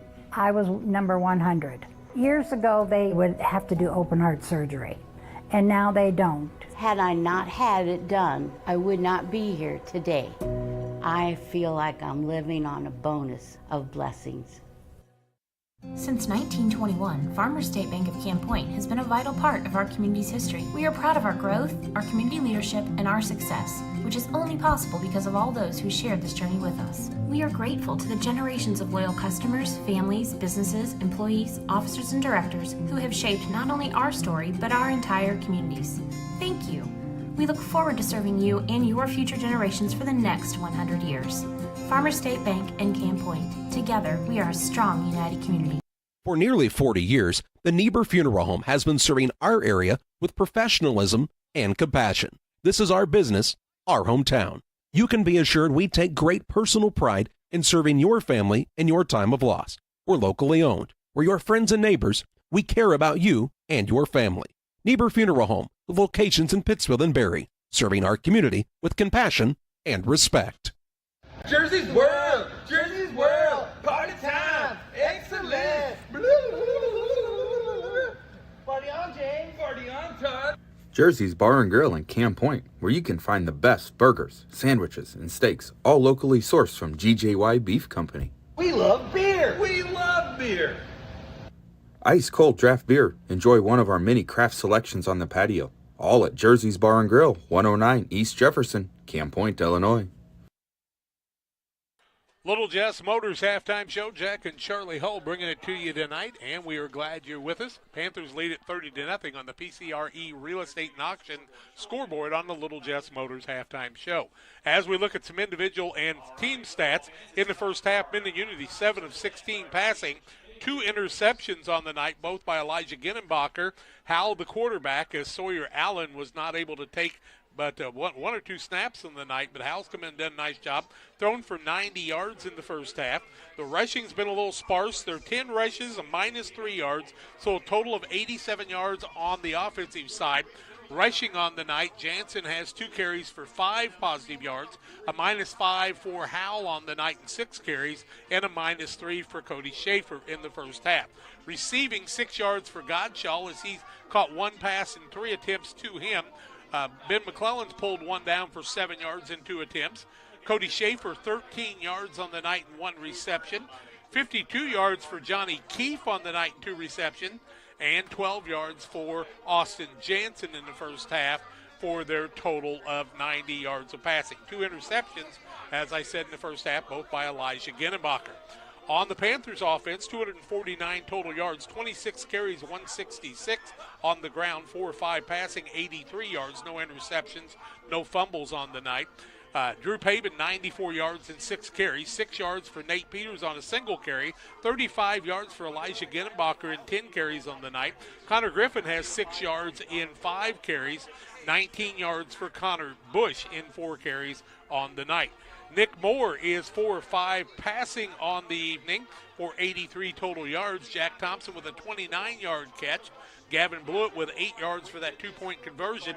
46 yards for Drew Payson, 28 and 18 yards in receptions. Panthers been penalized 10 yards in the first half, an illegal procedure and an offsides. On the other side, Mendon Unity penalized for 20, 30, 35 yards, 1 unsportsmanlike rushing the passer. The rest have been illegal procedures and offsides. 30-0. Panthers lead it over Mendon Unity at halftime on the Little Jess Motors halftime show. We'll talk more when we come back after these. Press Yours On You would like to wish all the area teams the best of luck this year. If you're looking to get your team shirts or just looking for spirit wear for yourself, remember Press Yours On You. We have over 1,400 square foot of retail space in our shop. Stop by and see us and check out our offerings. Business lets us help you promote your brand. Decoration methods we offer include screen printing, embroidery, and laser engraving. Thank you to everyone in our community for the support over the last 16 years. Thank you for supporting local. Press Yours On You, 506 West Wood, Camp Point, Illinois. Time to be thinking about tax planning. You can count on Illinois FBFM for accounting, consulting, and tax preparation for farmers and businesses in Pike, Brown, and Adams County. Phone 217-593-7233. That's 593-7233. Illinois FBFM can take care of your farm accounting needs. Get your accounts in order for this tax season. Contact Jesse Shootman, Emily Matthews, and Brad Wellman. Illinois FBFM in Camp Point, working for you. Camp Point Central Sports are proud to have Dear Wester Grain as a sponsor of this broadcast. Dear Wester Grain, there for you for all your grain and feed needs. Why don't you give them a call and check out all the locations of Dear Wester Grain? With locations in Golden, Paloma, Mount Sterling, Clayton, La Prairie, Liberty, Industry, Carthage, and Blandonsville. For more information, call Dear Wester Grain Services 696-4461. That's 696-4461, or on the web at dearwestergrain.com. Damon Plumbing, serving all of Pike County and the surrounding area with quality residential and commercial plumbing services. Damon Plumbing offers septic installation, drain cleaning, new water lines, remodel work for your home, or if you're planning a new build, make sure you include the Damon boys. To get it right the first time, no job too big. Have you seen Braden and Doug? Or too small? Sorry, Corby, couldn't resist. Call Braden at 217-491-5415 or Doug at 217-617-2318. Damon Plumbing, recommended by our family for your family. Welcome to Douglas Automotive and Tire, your expert truck and car repair center in Pittsfield, Illinois. We provide full service from oil changes to new tires and everything in between. Contact us today to schedule service. We're located at 303 West Jefferson Street in Pittsfield, Illinois. Call 217-922-0064. That's 217-922-0064. Britton and the gang know cars, and if you need repairs, call Douglas Automotive today for all your repairs. The Farm Stand, located at 405 East Park Street in Camp Point, Illinois, is the place to go when you're looking for a fresh, homemade meal. Open Wednesday through Saturday from 7 a.m. to 2 p.m., the Farm Stand has a full breakfast and lunch menu. Enjoy breakfast favorites such as biscuits and gravy, pancakes, French toast, and the loaded breakfast burrito. For lunch, check out the great selection of sandwiches, salads, paninis, and more. You'll never leave hungry when you visit the Farm Stand in Camp Point. The caring and experienced professionals at Hamilton Funeral Homes are here to support you through this difficult time. We offer a range of personalized services to suit your family's wishes and requirements. You can count on us to help you plan a personal, lasting tribute to your loved one, and we'll carefully guide you through the many decisions that must be made during this challenging time. You're welcome to call us at any time of the day, any day of the week. Visit our funeral home in person or on the web at hamiltonfuneralhome.com. Call 217-593-6517. When it comes to financial planning, most financial companies focus on your income. At Northwestern Mutual, we focus on your outcome. That's why we know what it takes to succeed both on your balance sheet and in your life. It takes the right financial partner who looks at where you are now and where you want to go and design a financial plan to take you there so you can achieve the life you're after today and every day after. Focus on your financial outcome with Northwestern Mutual. Contact Sheila Davidsmeyer today. Her office is located at 311 West Washington in Pittsfield, Illinois, or visit SheilaDavidsmeyer.nm.com. The Northwestern Mutual Life Insurance Company, Milwaukee, Wisconsin. At Game Masters in Quincy, We're passionate about the outdoors. Game Masters has the largest selection of gun safes in the tri-state area. That's right, everything from the vaults, vault doors, and safe accessories. Only the quality brands like Fort Knox, American Security, Browning, and Liberty. Come in and check out the displays or go to GameMastersOutdoors.com to check out the selection online as well. clothing, fishing, hunting, gifts, and more. We're passionate about the outdoors. Both teams returning to the field here on the Little Jess Motors halftime show. Little Jess, Chrysler, Dodge, Jeep, Ram, Quincy, Illinois, 3431 Main Street in Quincy. Go to littlejessmotor.com and stop by and get you a new vehicle, a new ride, folks, from Little Jess Motors. PCRE Real Estate and Auction. Chris Nichols and the gang doing a great job for us, and we appreciate their scoreboard sponsorship.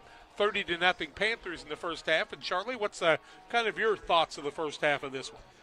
Well, pretty dominant first quarter. You know, we saw a nice little run on that second period by Unity, but just a couple little mistakes. That false start on the 3rd and 4. They moved it back to 3rd and 9. That resulted in an interception. The late hit out of bounds on the quarterback that kept the drive alive for Camp Point Central. Really, if you take away those two plays, maybe the Mustangs have a score or two and a score or two off the board for Camp Point Central, and this is a completely different contest. But those didn't happen, and when you make those type of mistakes against a good, solid program like Camp Point Central, they usually make you pay. Randy Bungie wanted to pass on to you that he really likes the replay, and he did agree with me. He thought it was a lateral also, but just thought I'd mention those two things. Yeah, it makes a big difference at this point in my life, yeah. I know. Interesting, I did want to let you know, we've had 3 or 4 people send me private messages about having trouble getting on the broadcast. If you ever struggle in that, make sure you restart your device because, you know, different things can cause it to freeze up and not work at that time. But we've had plenty of people watching, so not really a problem on our side. We haven't had very many frames that dropped at all. So you might double-check that, folks, and find out why you're having problems. Well, teams out on the field getting some calisthenics in to get warmed up. It is kind of a cooler evening than what we've seen in the last little bit. That rain came through and really cooled some things off. But it looks like clear skies on the horizon here for what should be the entirety of this second half. So good news on that front. Want to remind you about Real Met and Twine, located just north of Pittsfield across from the airport, your local headquarters for concrete lawn ornaments, statues, fountains, benches, and much, much more. Stop by and see Rick and Tracy Real and their great team at Real Met and Twine. Call 217-285-5013. I would just about bet you, Jack, that if you're a Panther fan or a Mustang fan, they probably have a Panther and a Mustang. Tim Hull's been pouring some of that concrete for Rick and Tracy, and he said they've got molds of about everything you can think of. So stop by and see them. There's the big orangutan out front, and I think they've got a gorilla too now. Yep, and they tell you if you can pick it up by yourself and carry it away, you can take it. What do those weigh? Like 750 pounds? I'm going to guess more than that. So shoplifting, not really something very easy to do at Real Net and Twine. Yeah, it makes it a little more difficult here for sure. Central's going to get the ball to start the second half here. And, you know, a couple big takeaways, but they really did not have it quite as easy in that second period. You have to give Unity Payson some credit here, I think. There's a lot of teams that would hang their head, be down 22-0 and kind of sulk, and this will be a 40-0 game at the halftime break. They have not done that, and you can bet your bottom dollar that they'll come out here in the second half, try to get a big stop on this first drive for Camp Point Central and see if they can't get some positive momentum headed their direction. Have not seen a kickoff and a kickoff return by the Panthers yet.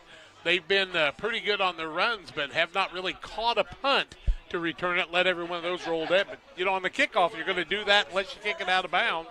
So we'll be anxious to see what Nate Peters and Drew Pabin can do on that, and if the Mendon Unity Mustangs can get down there and cover that very well. Skylar Gottschall, first man out on the field for the Unity Payson Mustangs, ready to get things underway. We also see Ben McClellan out there. We've seen him on the basketball court a lot of times. Ben's a solid-built young man. I'll tell you, this Mendon squad, I can see why they're going to be competitive throughout the season. Mendon, who will be in action next week, and at Route next week, taking on Route. And Route might be worn out after that great big scoring of 46-44 last week. Hunter Voth will have that call for you next week from Route on a Saturday afternoon, I believe. What, a 1 o'clock start time? 1 o'clock start time. From the old McMurray Field. That's a Bob Friesen field, I do believe. They won't play at night, though, I promise you that. Remember when it used to be the Sherwood Eddy YMCA? Yep. Now it's the Bob Friesen YMCA. Well, Bob's poured a lot of concrete and asphalt in his life, him and his company. Looks to be Schaefer to kick off here to start this second half. Well, that's who they gave us as the kicker, so we'll see if that is true. Would you consider an onside kick here if you're the Mustangs? Well, I mean, you could, but I'd probably kick it away and hope for a miscue by those two backs. So just a single guy back now? Single guy. I'll be darned. That's Payson. They're thinking maybe they're going to be up to something here, too. You notice they do have 5 men in the front. I noticed that, yep. Yeah. Pittsfield, I don't know, 3 or 4, and I've never seen that on any team before. Kind of curious about the thoughts on that. Schaefer will put his boot into this one. A deep kick headed toward kind of no man's land, and Payson will pick it up off the ground at around the 12, 15-yard line, 20. Cuts back and is going to be taken down right there near the 23-yard line, and that's where Camp Point Central will start this first drive of the second half of play. This will be their 7th possession of the ball game, Charlie, and they've been able to score on, 4 of those? They had the turnover on downs that Voss got the hand in on, and I don't know, what was the other stop? I'm trying to remember. They didn't really necessarily have a possession at the end of the first half as the clock ticked off. Glad Mark George has got his sister on to watch her grandson, and Reese Wilkie, who we talk about more than we do Mark George's. Mark's turning 70, as are the class of 71. Going to have a party on the end of September. Going to try to see some of those folks. From the 23-yard line, Moore is under center. Puts a man in motion. We'll hand it off to the fullback here. It looks to be Bush. He'll get across the 25 up near the 28-yard line. Solid 5-yard pickup on first down. Bush going to have 24 yards now and 5 carries from that fullback position. Maybe a 4-yard gain, Jack. Sorry, I led you astray there. Sorry, I write everything in pen. 2nd and 6. I'll make sure he loses one later. They're saying 2nd and 7 on the board, so they don't believe you at all. Liars. Just look at the sticks. Yep. Check out the sticks, kids. 2nd and 6.5. How about we compromise? Put a man in motion. They'll give it off to the motion man. Coming back this side. Slips, and it's taken down to the backfield. Skimmerhorn, Ball maybe? carrier is Wyatt Skimmerhorn, and is going to be marked down after a loss of 2 yards on the play, a 3rd and 8 from the 30. Check that 26. Yeah, Skimmerhorn is that quick-footed guy, and that footing just wasn't there for him. Looking forward to overtime tonight at 10:30 on KHQA as Chris Dorr will wrap this game and many more up. He liked this Saturday, busy Saturday of football. So a 3rd and long here. Central's had several 3rd down plays. The most recent play was the one where Voss got a hand on the pass and knocked it out of the air to get the big stop on the turnover on downs. And before that play gets going, a penalty flag and a 5-yard penalty. 3rd 5-yard penalty against the Panthers. 15 total yards. That'll make it about a 3rd and 13 now to the 21.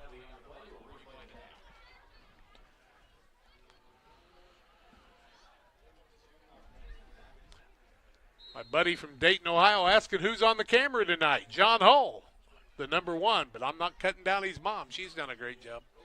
Single man out wide to the right-hand side. I believe that's Thompson out there. Yes, they don't go to him. 3rd and 14. He's kind of isolated out there. They will hand it off. Pass. Little halfback pass. Thompson's behind the man. He's got it. At the 50, into Mustang territory, down inside the 45-yard line. Payson with the pass. Let's see where they mark him down. It looks to be around the 41-yard line.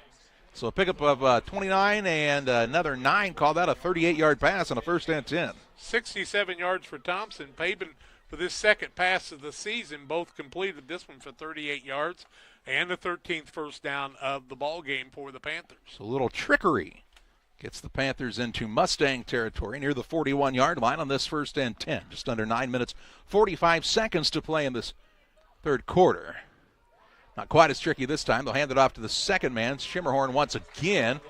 Not going to gain any yardage here. In fact, loses back near the 44-yard line. A loss on the play of 2 yards. Call it 3 yards, 2nd and 13. -5 for Wyatt Skimmerhorn. I used to call him Skimmerhorn too until Bob Ray corrected me. And I trust Bob Ray. He's a guy you can count on. 2nd and 13. With Illinois FBFM, of course. Moore under center. Takes the snap. Hands it off to Payson on the right side. Cuts back now, makes a man miss, but just too much traffic there to gain a lot of yardage. Down near the 42-yard line. 2-yard gain, and it's 3rd and 11. Payson 4 yards from the century mark on the night. Had that big run, of course, for the touchdown earlier. Mark Georges, you're getting to see kind of some of the things that when Charlie and John are here we can do. If we could get you to drive over from Dayton, Ohio and help us with some of these things, we could have that clock on all the time. They like that play clock on there, Charlie. Well, Tim Hall should have that too. Yep, he'll get that figured out for us. Yeah, he better. We're going to dock his pay. I'm not. Don't forget Monday night. No, they won't have a broadcast this week, will they? No, away game. They're going to pitch the ball outside to Payson. Payson looking for running room, breaks a tackle, spins, and it's taken down right at the 40-yard line. So a 2-yard gain here and a 4th and 9 from the 40. I would think that the Panthers will go for this one.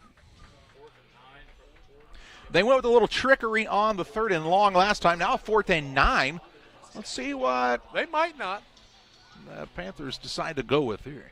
You know, when you got your quarterback as your punter, you can do a lot of different things. You could line up in the pistol formation, which they never do otherwise, and get a quick kickoff. More under center. 2 men out to the right-hand side. Thompson is joined out there by Griffin.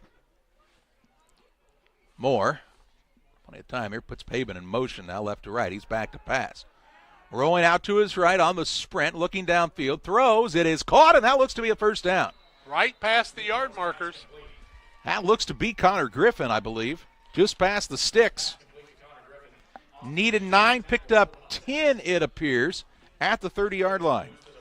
You saw Griffin's juggling catch last week against Beardstown when they tipped the ball up and he was able to bring. Oh, that was against Calhoun, I should say. I thought that was against Calhoun. A little bigger play in that game. The 60-0 games, you don't remember the big plays as much. But Griffin with that juggling act, and that time caught it solid. Nice throw by Moore. 1st and 10, so they convert on a 3rd and long and a 4th and long. Now a carry to the fullback along the right-hand side. As Connor Bush comes off the bottom of the pile. Gets a gain inside the 30, down near the 27-yard line. 3-yard pickup on the play. 27 yards for Bush on 6 carries on the night. We'll have the Blessing Illini Community Hospital postgame show with all those final stats for you on the evening also. Clock counting down here, nearly halfway into this 3rd period. Camp Point Central in Mustang territory on the 2nd and 7. Moore under center, takes the snap, hands it off to the fullback Bush. Bush looking for running room along the left side, still fighting for yardage, and is taken down right at the 23-yard line. Pick up a 4 on the play, and this should be a 3rd and 3. Bush with another carry there, 31 yards now. 3rd down, 3 yards to go from the 24-yard line. 5:50 and counting left 3rd quarter. 30-0, just like the halftime score. PCRE Real Estate and Auction scoreboard. See Darren Rigg go out for a second, so a new tackle in on the right side. They've been able to rotate some people in and out. Summy's been playing that center position. He and Caden Niekamp can switch it off, but Summy doing a great job there. Wishbone formation, 5 seconds on the play clock. Moore takes a snap, hands it off to the deep back, and nice job on the right-hand side of the defense for Mendon Unity to make a good stop here. Ball carrier was Connor Griffin. He doesn't gain much, maybe a yard on the play. 4th and 2. Griffin's had trouble getting loose tonight. Kind of wonder what his cleats look like on a night like this. Does he have a little bit of a shorter cleat, more like a soccer cleat on? You would think that, Rodney Griffin, his grandpa from Little Jess Motors in Quincy, Illinois, could get him some longer cleats to have alongside in case he needed it. 4th and 2. First of all, I would believe you would see a hard count here, but there's not much time on the play clock, only 7 seconds.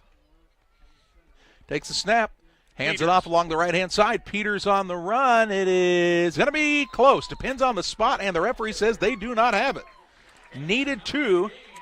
Gained a yard, and it is a turnover on downs. Nice job by the Mustang defense to get the big stop here. Second time 4 and out for the Panthers deep in Mustang territory. And the Mustangs will take over 1st and 10 from the 23-yard line. Yeah, closer to the 21 it looks like here.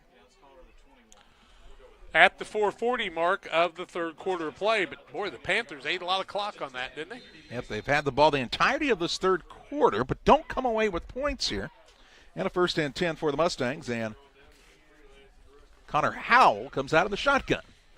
3 receivers to his right, 2 to the left-hand side. He's going to go up the design quarterback run up the middle. Has a big gain on the play, up near the 30-yard line. Call him down right at the 30. A 9-yard pickup on first down. He's in positive yards now with 4 yards and 7 carries on that 9-yard carry.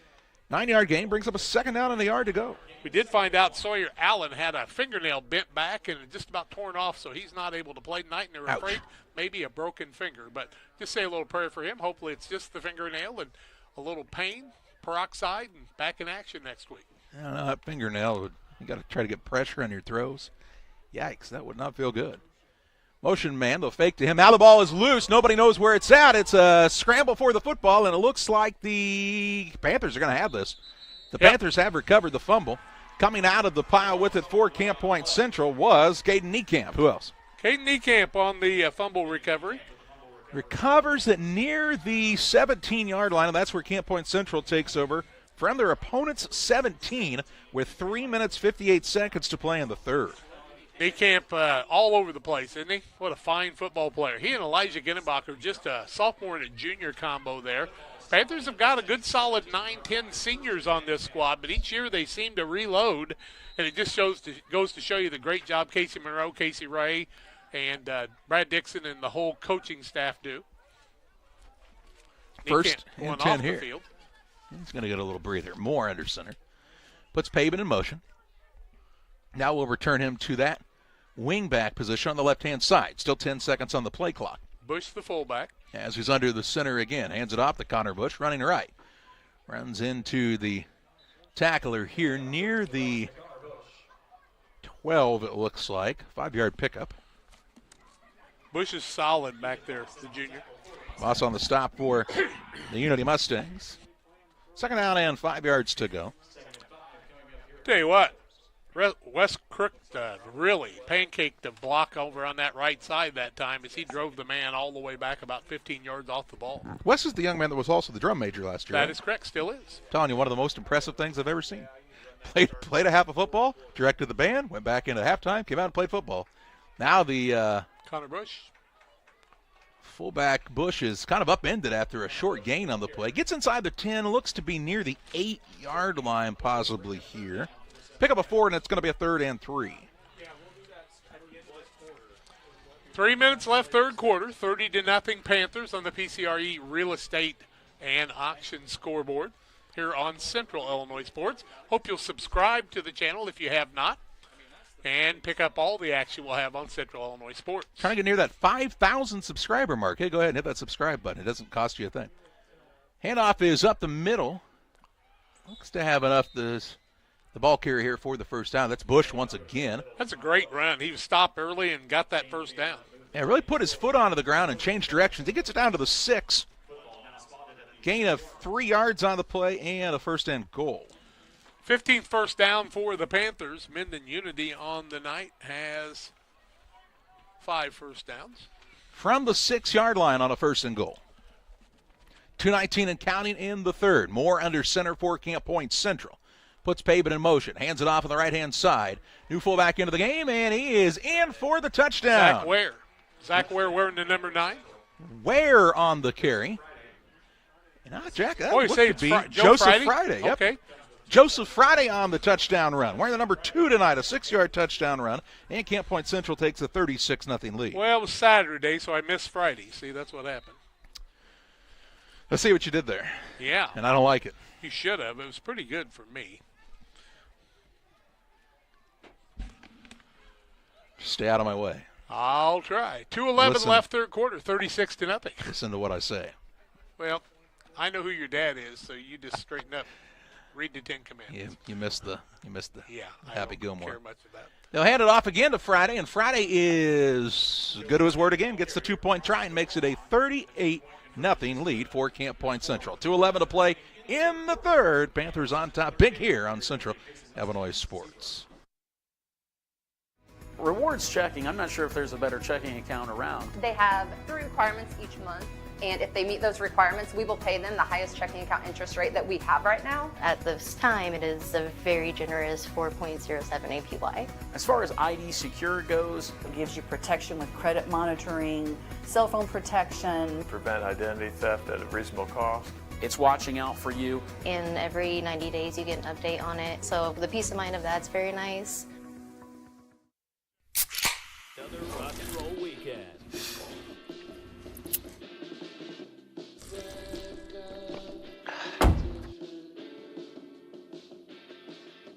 Burgers, better with Pepsi. 2:11 to play in the third. 38-0, the advantage for Camp Point Central on the PCRE Real Estate and Auction scoreboard. Learn more at PCRErealestate.com. 7 different people have run the ball for the Panthers tonight, and 4 have caught the ball. Did you say several or seven? Seven. That is several. 7 different runners. Nick Moore, 93 yards on 6 passes, and he's completed 5 of the 6. Marco Rodriguez to kick off for Camp Point Central. He's not tired yet. So you guys like my old man light, huh? I didn't say that either. Oh, okay. You should have. Rodriguez will put his boot into this one, headed toward the sideline. Keefe is going to pick it up at around the 22. Up near the 30, breaks a tackle along the far sideline and is across the 40-yard line. Johnny Keefe with a good return on the play. Looks to be about the 41, and that's where the Mustangs will start first down and 10 yards to go. Pretty good field position for the Mustangs now. If Howell and company can complete a few passes here, get the ball down into pay dirt. They keep kicking it right at him, and he's had some nice returns tonight. Yeah. I'm impressed with Howell. You know, he was not planning on being the starting quarterback tonight when he suited up. And he has done a yeoman's effort. He throws a pretty good ball, doesn't he? Yeah, he does. He said, I'm a linebacker, now I'm the quarterback, and I'll do what I need to do to help my team. Trips right, 2 receivers to the left as Howell is by himself in the backfield. Puts a man in motion left to right. He will pitch it out to the motion man. This is Schaefer. Schaefer's got a good block out in front, and he gets a gain up near midfield. Marking right at the 50-yard line. Solid block out in front that time by Johnny Keefe. Yeah, Johnny Keefe really set a great block. They're going to give him a 10-yard pickup on a first down. They still move the chains to the 49. So to the Panther 49-yard line. 6 first downs, 7 positive yards now for Schaefer's. He's in positive territory, as is Hal. Schaefer's a dangerous cat when he gets out in open territory. They always have 1 or 2 of those scat backs you got to pay attention to. Design quarterback run now by Howell, and he is going to pay the price. Elijah Ginnenbacher on the stop. Boy, Ginnenbacher just wrapped him up that time, and he could not get away. He got into his paws that time, and, yeah, as you said, just wrestled into the ground. To the 50, a loss of a yard of the plate, 2nd and 11. Ginnenbacher and Niekamp, along with Rager, guys that when they get a hold of you, they don't let go very often, and that's the downtrodden part of a lot of teams. Guys like Wes Crook doing a good job, Reese Wilkie doing a fantastic job for the Panthers. They'll spread them out. 5 wide, back to pass, has pressure, hit as he throws this time. Niekamp applying the pressure, incomplete pass, and it'll be 3rd and 11 for Unity Payson. Let's take a look at that tackle a moment ago by Elijah Ginnenbacher. He's got a couple of interceptions on the night as well, and watch him meet the quarterback right in the hole and drive him backwards for the big stop for Camp Point Central. Back on the field for the Unity Mustangs, Ben McClellan going to the left side wide out. See if they use a little bit of that motion action here for Unity Payson on this 3rd down and 11 yards to go. 15.5 seconds to play in the 3rd. Play clock down to 3. 5 yards deep. Howell's back. Pressure coming. Nice job of the Mustangs to pick it up. That ball was tipped at the line, tipped there, and it will go incomplete once again. 3rd pass in a row incomplete for Howell, who's thrown the ball 18 times in the night. 2, 4, 6, 7 completions all in the first half. So he's 0 for 2 in the second half. Has a couple of interceptions on the night. And will it be punt time? It will. Howell stands back at his 36-yard line. And the Panthers really don't send anybody back deep here. It's not like they're coming to block it, I don't think. No, Powell will have a free kick. They're kind of, I think, guarding against what could be a fake. It's not going to be a fake. A little bit of a high snap, but a good punt this time. Howell's best of the night. And it takes a bounce. Now the Mustangs want to get on it, and they will. Around the 14-yard line. And that is where Camp Point Central will take over first and 10 with 36.6 seconds to play in this third period. It's as deep as they've been on the night on the offensive side. Right at the 14 is where they officially mark it. 36.6 seconds to play here in the third quarter. A quarter that has been dominated time of possession-wise by Camp Point Central. That big drive to start the quarter that did not result in points but took almost 7 minutes off the clock. And then they got it right back on that fumble and scored just a while later. Moore's under center, puts Payson in motion. Now Payson will return to the wing-back position on the left side. Looks to the sideline, does Nick Moore. Sets up under center once again with 9 seconds showing on the play clock. Payson goes in motion. They'll hand it off along the right-hand side. Bush with a big carry on the play. And breaks a tackle, has a first down up to shy of the 30-yard line to the 29. A pickup on the play of 15 yards and a first down. Another first down, 58 yards for Bush on the night, having his best varsity runs. I want to remind you, too, when you're getting on our streaming, make sure you're on Central Illinois Sports on YouTube. There's a lot of scam and spam going on out there, and people always trying to put stuff out there to get you to click on to take your money. Don't be fooled by any of that. And the time will run off the clock here in the waning seconds of this third quarter. Camp Point Central will have a fresh set of downs, the football, and a 38-0 lead as we head to the fourth quarter of play on Central Illinois Sports. Camp Point Central Sports are proud to have Dear Western Grain as a sponsor of this broadcast. Dear Western Grain, there for you for all your grain and feed needs. Why don't you give them a call and check out all the locations of Dear Western Grain? With locations in Golden, Paloma, Mount Sterling, Clayton, La Prairie, Liberty, Industry, Carthage, and Blandonsville. For more information, call Dear Western Grain Services 696-4461. That's 696-4461 or on the web at dearwesterngrain.com. Hi, this is Rusty Mixer with Mixer Lumber Company. It is the time of year to consider your grain storage needs. Mixer Lumber and GSI offers all your materials for drying, storage, and grain handling systems. We provide the service and experience to install and service all your GSI grainman needs. Mixer Lumber Company is located in Clayton, Illinois, and our phone number is 217-894-6412.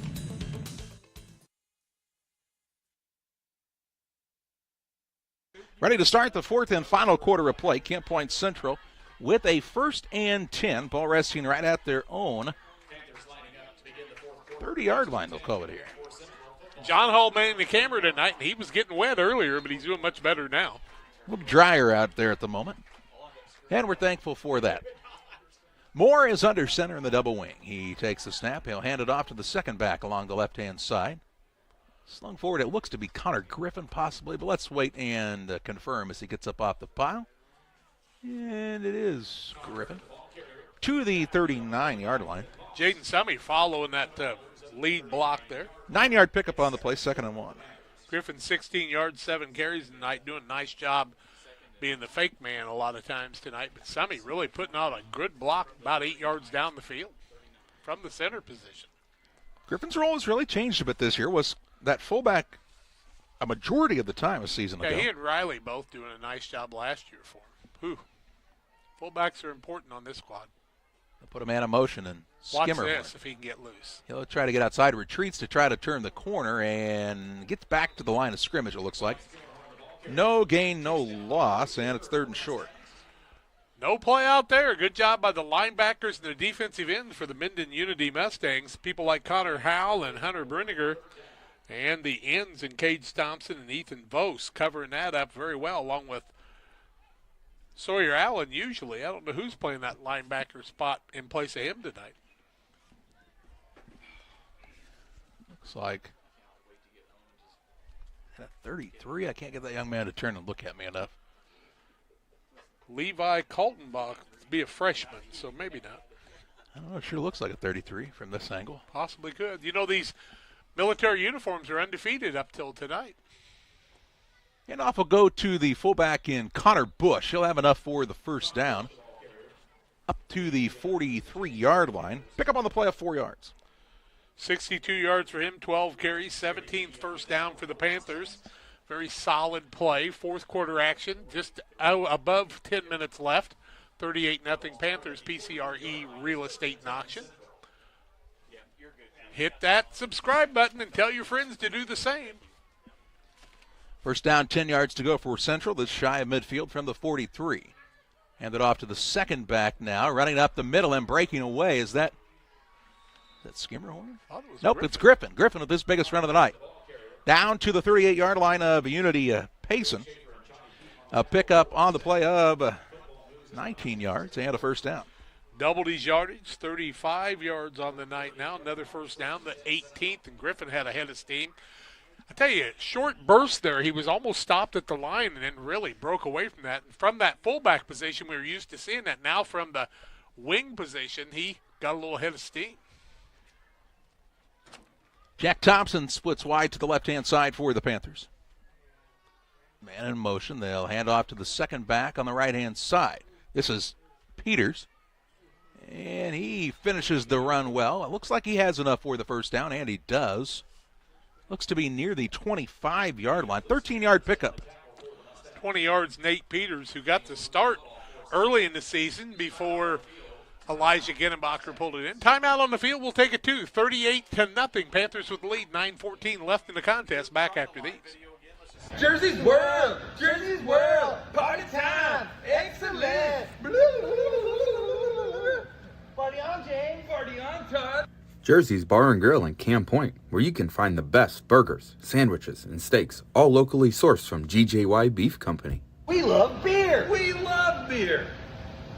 Ice cold draft beer. Enjoy one of our many craft selections on the patio. All at Jersey's Bar and Grill, 109 East Jefferson, Camp Point, Illinois. Chris Nichols, managing broker and owner of PCRE Real Estate and Auction, has over 15 years of experience, specializing in selling hunting and recreational properties and farmland. Chris prides himself on combining buyers and sellers, both local and from around the country, to help both parties achieve their land investment goals. Chris takes the time to walk clients through the process of selling their property from start to finish, making the experience feel seamless and enjoyable. Contact Chris Nichols and PCRE Real Estate and Auction at 217-473-3777. 9 minutes, 14 seconds left in this contest. Timeout was taken by the Unity Payson Mustangs. Brian Shoemaker and the gang up here having a great time. He's laughing. He's having a good time. He is so glad to be here. He said he wouldn't want to be any place else except he was at QU today, and he was here this morning for youth football too, I believe. Busy day on the mic. Have to hit the Ricola tomorrow to help the voice come back, I'd say. Under center is the quarterback Moore, and he and the running back are both going to get tackled in the backfield. Is that Griffin? Yeah, it looks like it is, and a loss on the play up 3 yards. Griffin said, did I really get that ball? Did I have to take the negative yards on that? Yeah. I thought Nick had that. Nice job on the right side of the defense for Mendon Unity that time. Ethan Voss. Voss making a big play, huh? Oh, no. The light went out. Yeah, I think I stepped on the cord. Ta-da. I was like in party mode for a second. It like changes colors. Williamsville had big lights like that last week when we saw them. This is going to be a false start against the Panthers, and it'll be 2nd and 18 instead. Fourth penalty, all 5-yard varieties for the Panthers on the night. 8:27 left. Yeah, if you're Brad Dixon, you like to keep everybody healthy. Well, that, and you try to like to finish this one off a little smoother if you're the Panthers. Yep. Brown County at Central next week for homecoming. We will not be there, as we'll all be at Son Thomas's wedding. You can catch it all on BC Hornet Sports because the Shoe didn't offer to come over and do the broadcast by himself. Next Friday. We'll talk later. Here's the handoff along the right-hand side. Ball carrier is Peters. He'll be tripped up, taken down inside the 30 to around the 27-yard line. 6-yard pickup on the play. Should be a 3rd and about 13. Peters with a solid 26 yards and 4 carries on the night.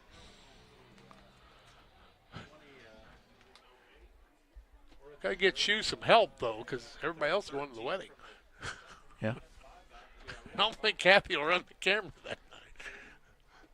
Probably frowned upon in some Yeah. establishments. 3rd and 13 here. I know our family. 7 minutes, 24 seconds left in this one. Moore will be under center. Will they go to the air here? Just keep it on the ground, though. Keep it on the ground. This time it's fullback Joseph Friday, and Friday's got a big gain on the play. Still on his feet as he breaks a tackle, and he's got the first down.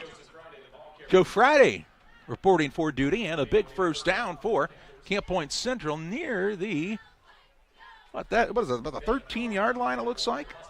Gain on the play? Well, he went from the 32, looked like a 12-yard pickup. 21 yards and 3 carries for him. Boy, I tell you, that was good second effort by Friday. To the 12-yard line here. Guys come in, they're hungry to make a play, aren't they? Trying to get more playing time. They'll hand it off again to the fullback. Fighting for yardage here. And then kind of slung backwards. See who the fullback was this time. Still can't tell. He's a long way away. Yep, I got nothing for you there, guys. That'd been Mason Miller. Mason Miller on the carry. All right. He gains 3, 2nd and 7. I can't pick up his number for anything at the moment. We're going to give him 3 anyway. 2nd down, 7 yards to go from the 9. Clock counting down, just over 6 minutes left. Moore under center. He will hand it off right up the gut again.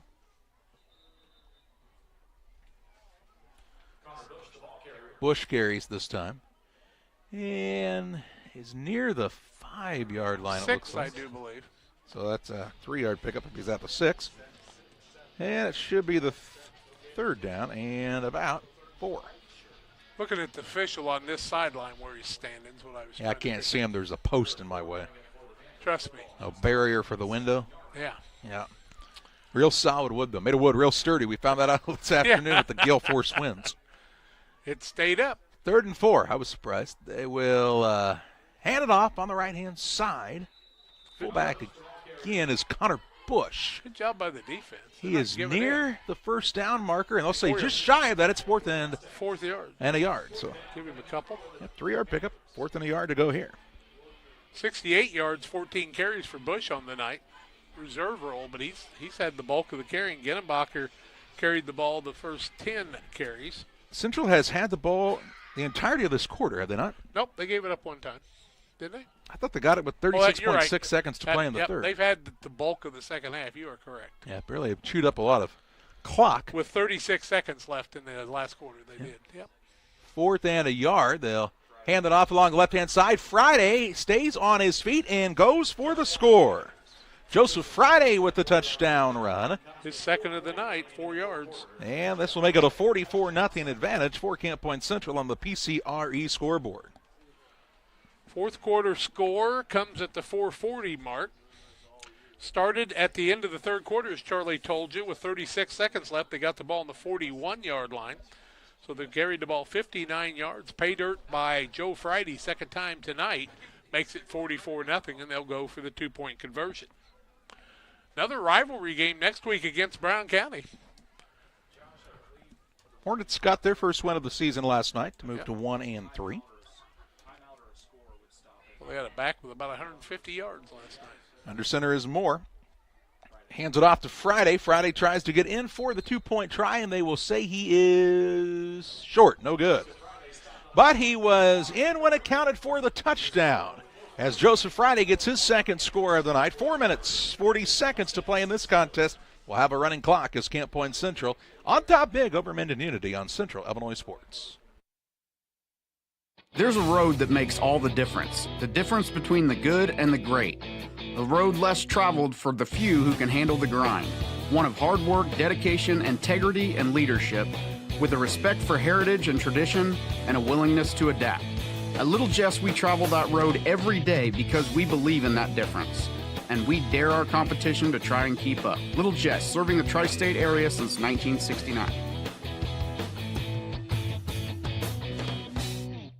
At Game Masters in Quincy, We're passionate about the outdoors. Game Masters has the largest selection of gun safes in the tri-state area. That's right, everything from the vaults, vault doors, and safe accessories. Only the quality brands like Fort Knox, American Security, Browning, and Liberty. Come in and check out the displays or go to GameMastersOutdoors.com to check out the selection online as well. clothing, fishing, hunting, gifts, and more. We're passionate about the outdoors.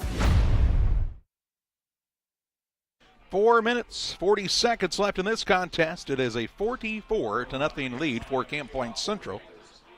On top of this Unity Mustang squad on the PCRE scoreboard. PCRE. Check them out online at PCRErealestate.com. Marco Rodriguez has it teed up, ready to kick it off again here. Sophomore getting a lot of playing time, isn't he? Yeah, he's done a pretty nice job, I think. He'll kick it down this time toward the other sideline, and they kick it toward, I think that's Johnny Keefe again. It stays in bounds somewhere down there, and Keefe's got to pick it up almost from a dead stop. Stays on his feet and is up near the 20-yard line. He only had one man to beat. They're kicking it purposely away from Schaefer, but Keefe chose to be a fairly good, solid option here near the 20, and that's where Unity will start first and 10. Clock on the run, starting at the 4:21 mark and running now. Not much left in this contest with that running clock. There a penalty flag here? What are they doing? Oh, just getting the offense mixed in right. And as the teams get out on the field, that takes almost 40 seconds off the clock here before they'll have a snap. And the play clock's still at 20. Well, they haven't blown alive yet. I mean, just now it did. Spread them out, 3 to the left-hand side, 2 to the right. Howe is in the shotgun formation. He takes the snap, is back to pass. Looking to his left, pump fakes, and incomplete on that pass. Friday on the pass breakup. Friday's had a nice second half. Couple touchdown runs of 3 and 4 yards. Knocks that one away. Like I said, the thing I'm so impressed with the Panthers is you get these guys that are coming into secondary roles, and they're so hungry to get playing time. And Kathy mentioned that last week. They just come out fired up, ready to go, and you're just fresh all the time. And it's not like they're great big people or anything. They just work hard in the offseason to get ready. Really one of the smaller lines you've seen from Central in a couple of years. Pretty good Here's block. Howe, spraying out to his left. He'll throw it downfield. Has his man here on the pass completion to Ben McClellan. McClellan will take it all the way up to the 40-yard line. A 20-yard pickup on the play and a first and 10. This is a nice pass finding McClellan. 110 yards passing, another first down, the 7th of the ball game. 5 of those coming pass plays, and Howe's done a pretty darn nice job. Up to the line quickly here with 2:30 to play. Howell again in the shotgun. He is back to pass. Has some time in the pocket. Throws it deep to the right-hand side. Has a man behind the defense, and it's caught at the 40-yard line and is going to be drug out of bounds near the 35. Schaefer on the big catch and run that time. A 25-yard pickup on the play and a first and 10. Another first down, 38 yards passing for Schaefer on the night. 135 yards and 9 of 21 passing for Howe. Down to the Panther 37 with under 2 minutes to play. They'd like to get into pay dirt here. Back to passes, Howe. Has time again, throws, it is incomplete. Johnny Keefe looked like the intended receiver. That will bring up a second and 10. Keefe caught 2 in a row and now is from the reception side 2 for 3 with 52 yards total. Unity's had some really good catches. They have an athletic group of receivers, and I think, let's say Howell has to go again next week at quarterback. A week's worth of practice won't hurt at all. Well, and with them en route next week, it might be quite a shootout there at McMurray because the two of them like to pass. True. And you saw what happened with Beardstown and them, 46-44, I think. Yeah, it was a high-scoring affair. They put a man in motion now in Jansen. Howell's back to pass, looking for the screen play, has it to McClellan, and he's wrestled down to the ground after a short gain. Give the tackle to Joseph Friday once again, and Unity wants to call a timeout as the ball will rest near the 37-yard line. No gain, no loss on the play. This will bring up a third down and 10. So the Mustangs take the time out as they're going to try to get gathered up and see what they can go with here. They have one timeout remaining in this second half. Stay tuned for the Illini Community Hospital postgame show and all of our stats at the end of the game. I'll take an opportunity to remind you about Waters Concrete. Tim Waters offers quality concrete for your new build, driveways, decorative patios, sidewalks, anything with concrete. It's Waters Concrete, ready to serve you. Call 309-252-1052 for Waters Concrete. Also, the good folks at LSST Tracking and 3D Leasing are happy to support tonight's broadcast of Central Illinois Sports High School football action. LSST Tracking and 3D Leasing for all of your hauling needs. See the Dunhams and their professional team, 217-285-2808. After the timeout, it'll be 3rd and 10. Clock stops with the timeout. With the running clock, only for timeouts, touchdowns, and injuries does that clock stop running. And that was one of the 3, so that's why it stopped. 3rd down and 10 yards to go from the 37-yard line. Trips formation bunched to the left-hand side here near the bottom of your screen. 2 receivers wide to the right. Quarterback Howell is back to pass. Looking right, throwing deep, and it's caught! Caught for a Mustang touchdown. I believe that's Johnny Keefe on the catch. From Howell to Keefe, 37 yards and a score for the Mustangs with 48.6 seconds remaining.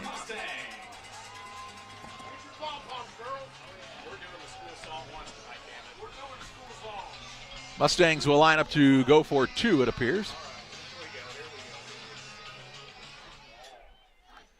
It's an angry member of the kitchen staff, John. Oh, no, they're actually going to kick. Schaefer's going to have the kicking tee. Try for the extra point attempt here.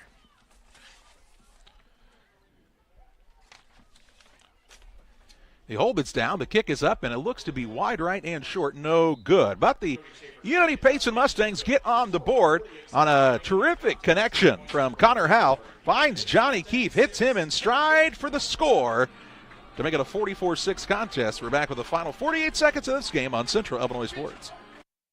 The thing for me that really separates DOT, senior leadership and the owners of the business really focus on employee engagement. We have some of the best people managers. The Tracy family, senior leaders throughout the business, really all of our leaders care about the employees that work here. And that allows for a lot of families to come work at Dot Foods, and I think that's part of it, is being able to have all those different schedules and the flexibility to be able to move things around when life happens.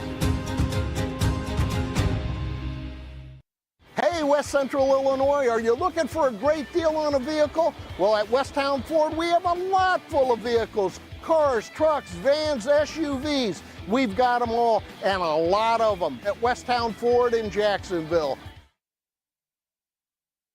48.6 seconds left in this contest. 44-6 is the score now as Unity Payson gets on the board. On the big pass play from Connor Howell to Johnny Keefe for the touchdown. Schaefer will tee it up at the 40.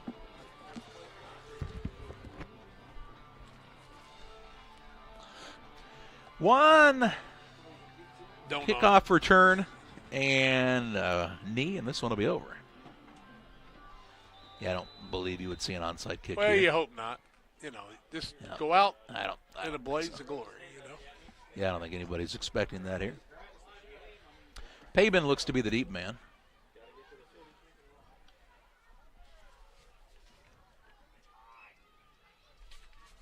It is a deep kick, and Payson will take it near the 12 and knees. And quite honestly, depending on where and how they set the football here, the Panthers may not even have to take a snap. This one is all but over. And Camp Point Central is going to move to 4-0 on the season. The Mustangs going to drop to 1-3. Panthers are home next week against Brown County, while the Mustangs head to Jacksonville to take on the Route Rockets. That'll be a Saturday afternoon start at 1 o'clock. Camp Point Central, 7 o'clock next Friday on their home digs. Final this one, 44-6. We take you to the postgame show. It's presented by Blessing Health System, and we'll have final stats and more after this. Before the TAVR, I was very active, worked out at the Croc Center. I would say less than a week. Well, of course, Amy tells me I couldn't do squats. She even wrote it in my discharge paper. Great big, Sandy, no squats. So I did a couple. Oh my word. Don't tell her. I knew she was going to, but I have the best job in the world to get to work with these patients. The golf course has been around since 1957. When we looked at doing the deck outside, we looked at a lot of different options, but everything led back to Pike County Lumber. We looked at quality, price, and service. We wound up going with Tamco, composite decking. Pike County Lumber was great to work with.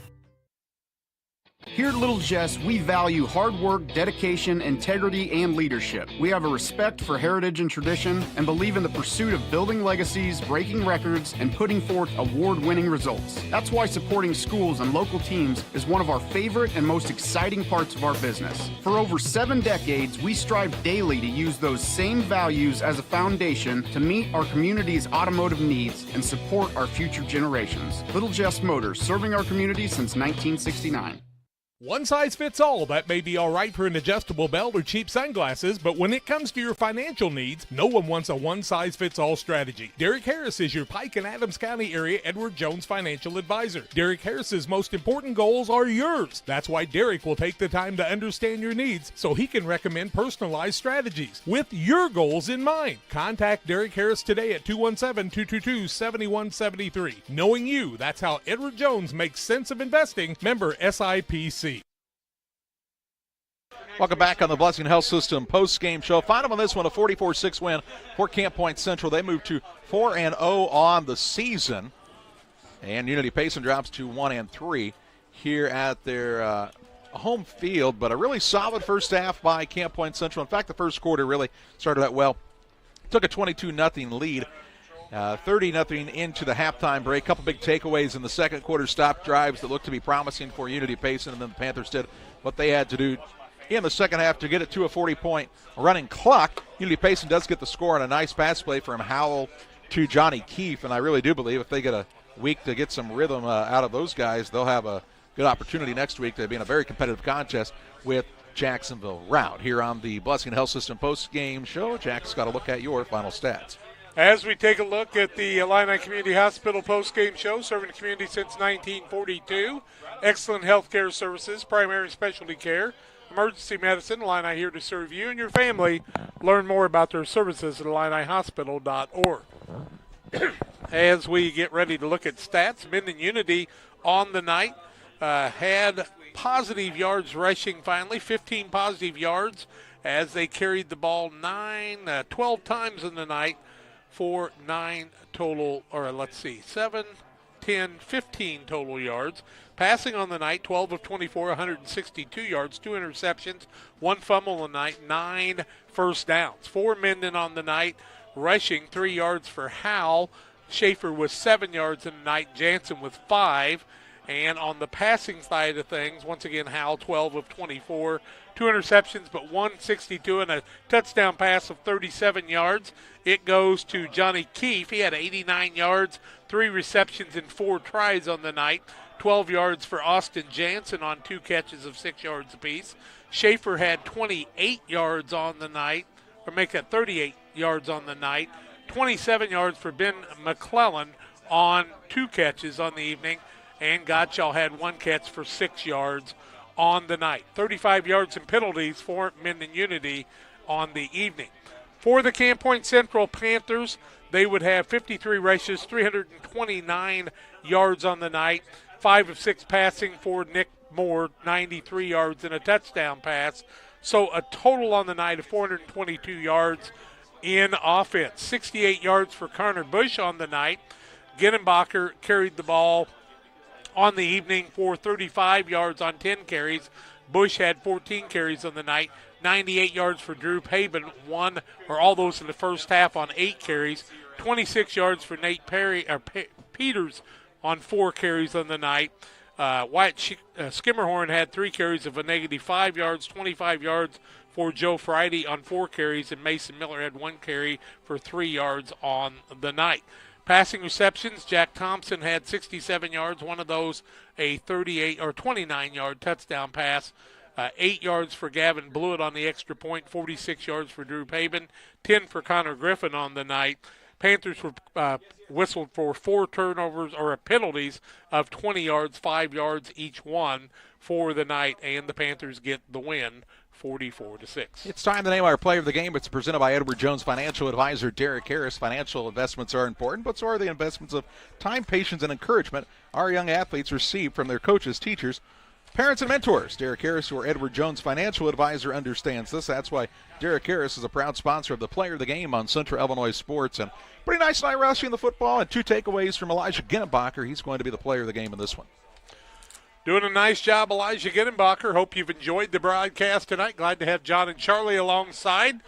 And look for BC Hornets next week for that Brown County and Central game, homecoming for Central on the evening. For John Hull, Charlie Hull, I'm Jack Hull, bidding you farewell from Mendon Unity, reminding you to hug your kids and tell them you love them. Let them know the Lord Jesus Christ loves them even more. Hope to see you at church tomorrow, worshiping the Lord. Great game tonight. Not too many injuries on the evening. And another Central Illinois sports presentation.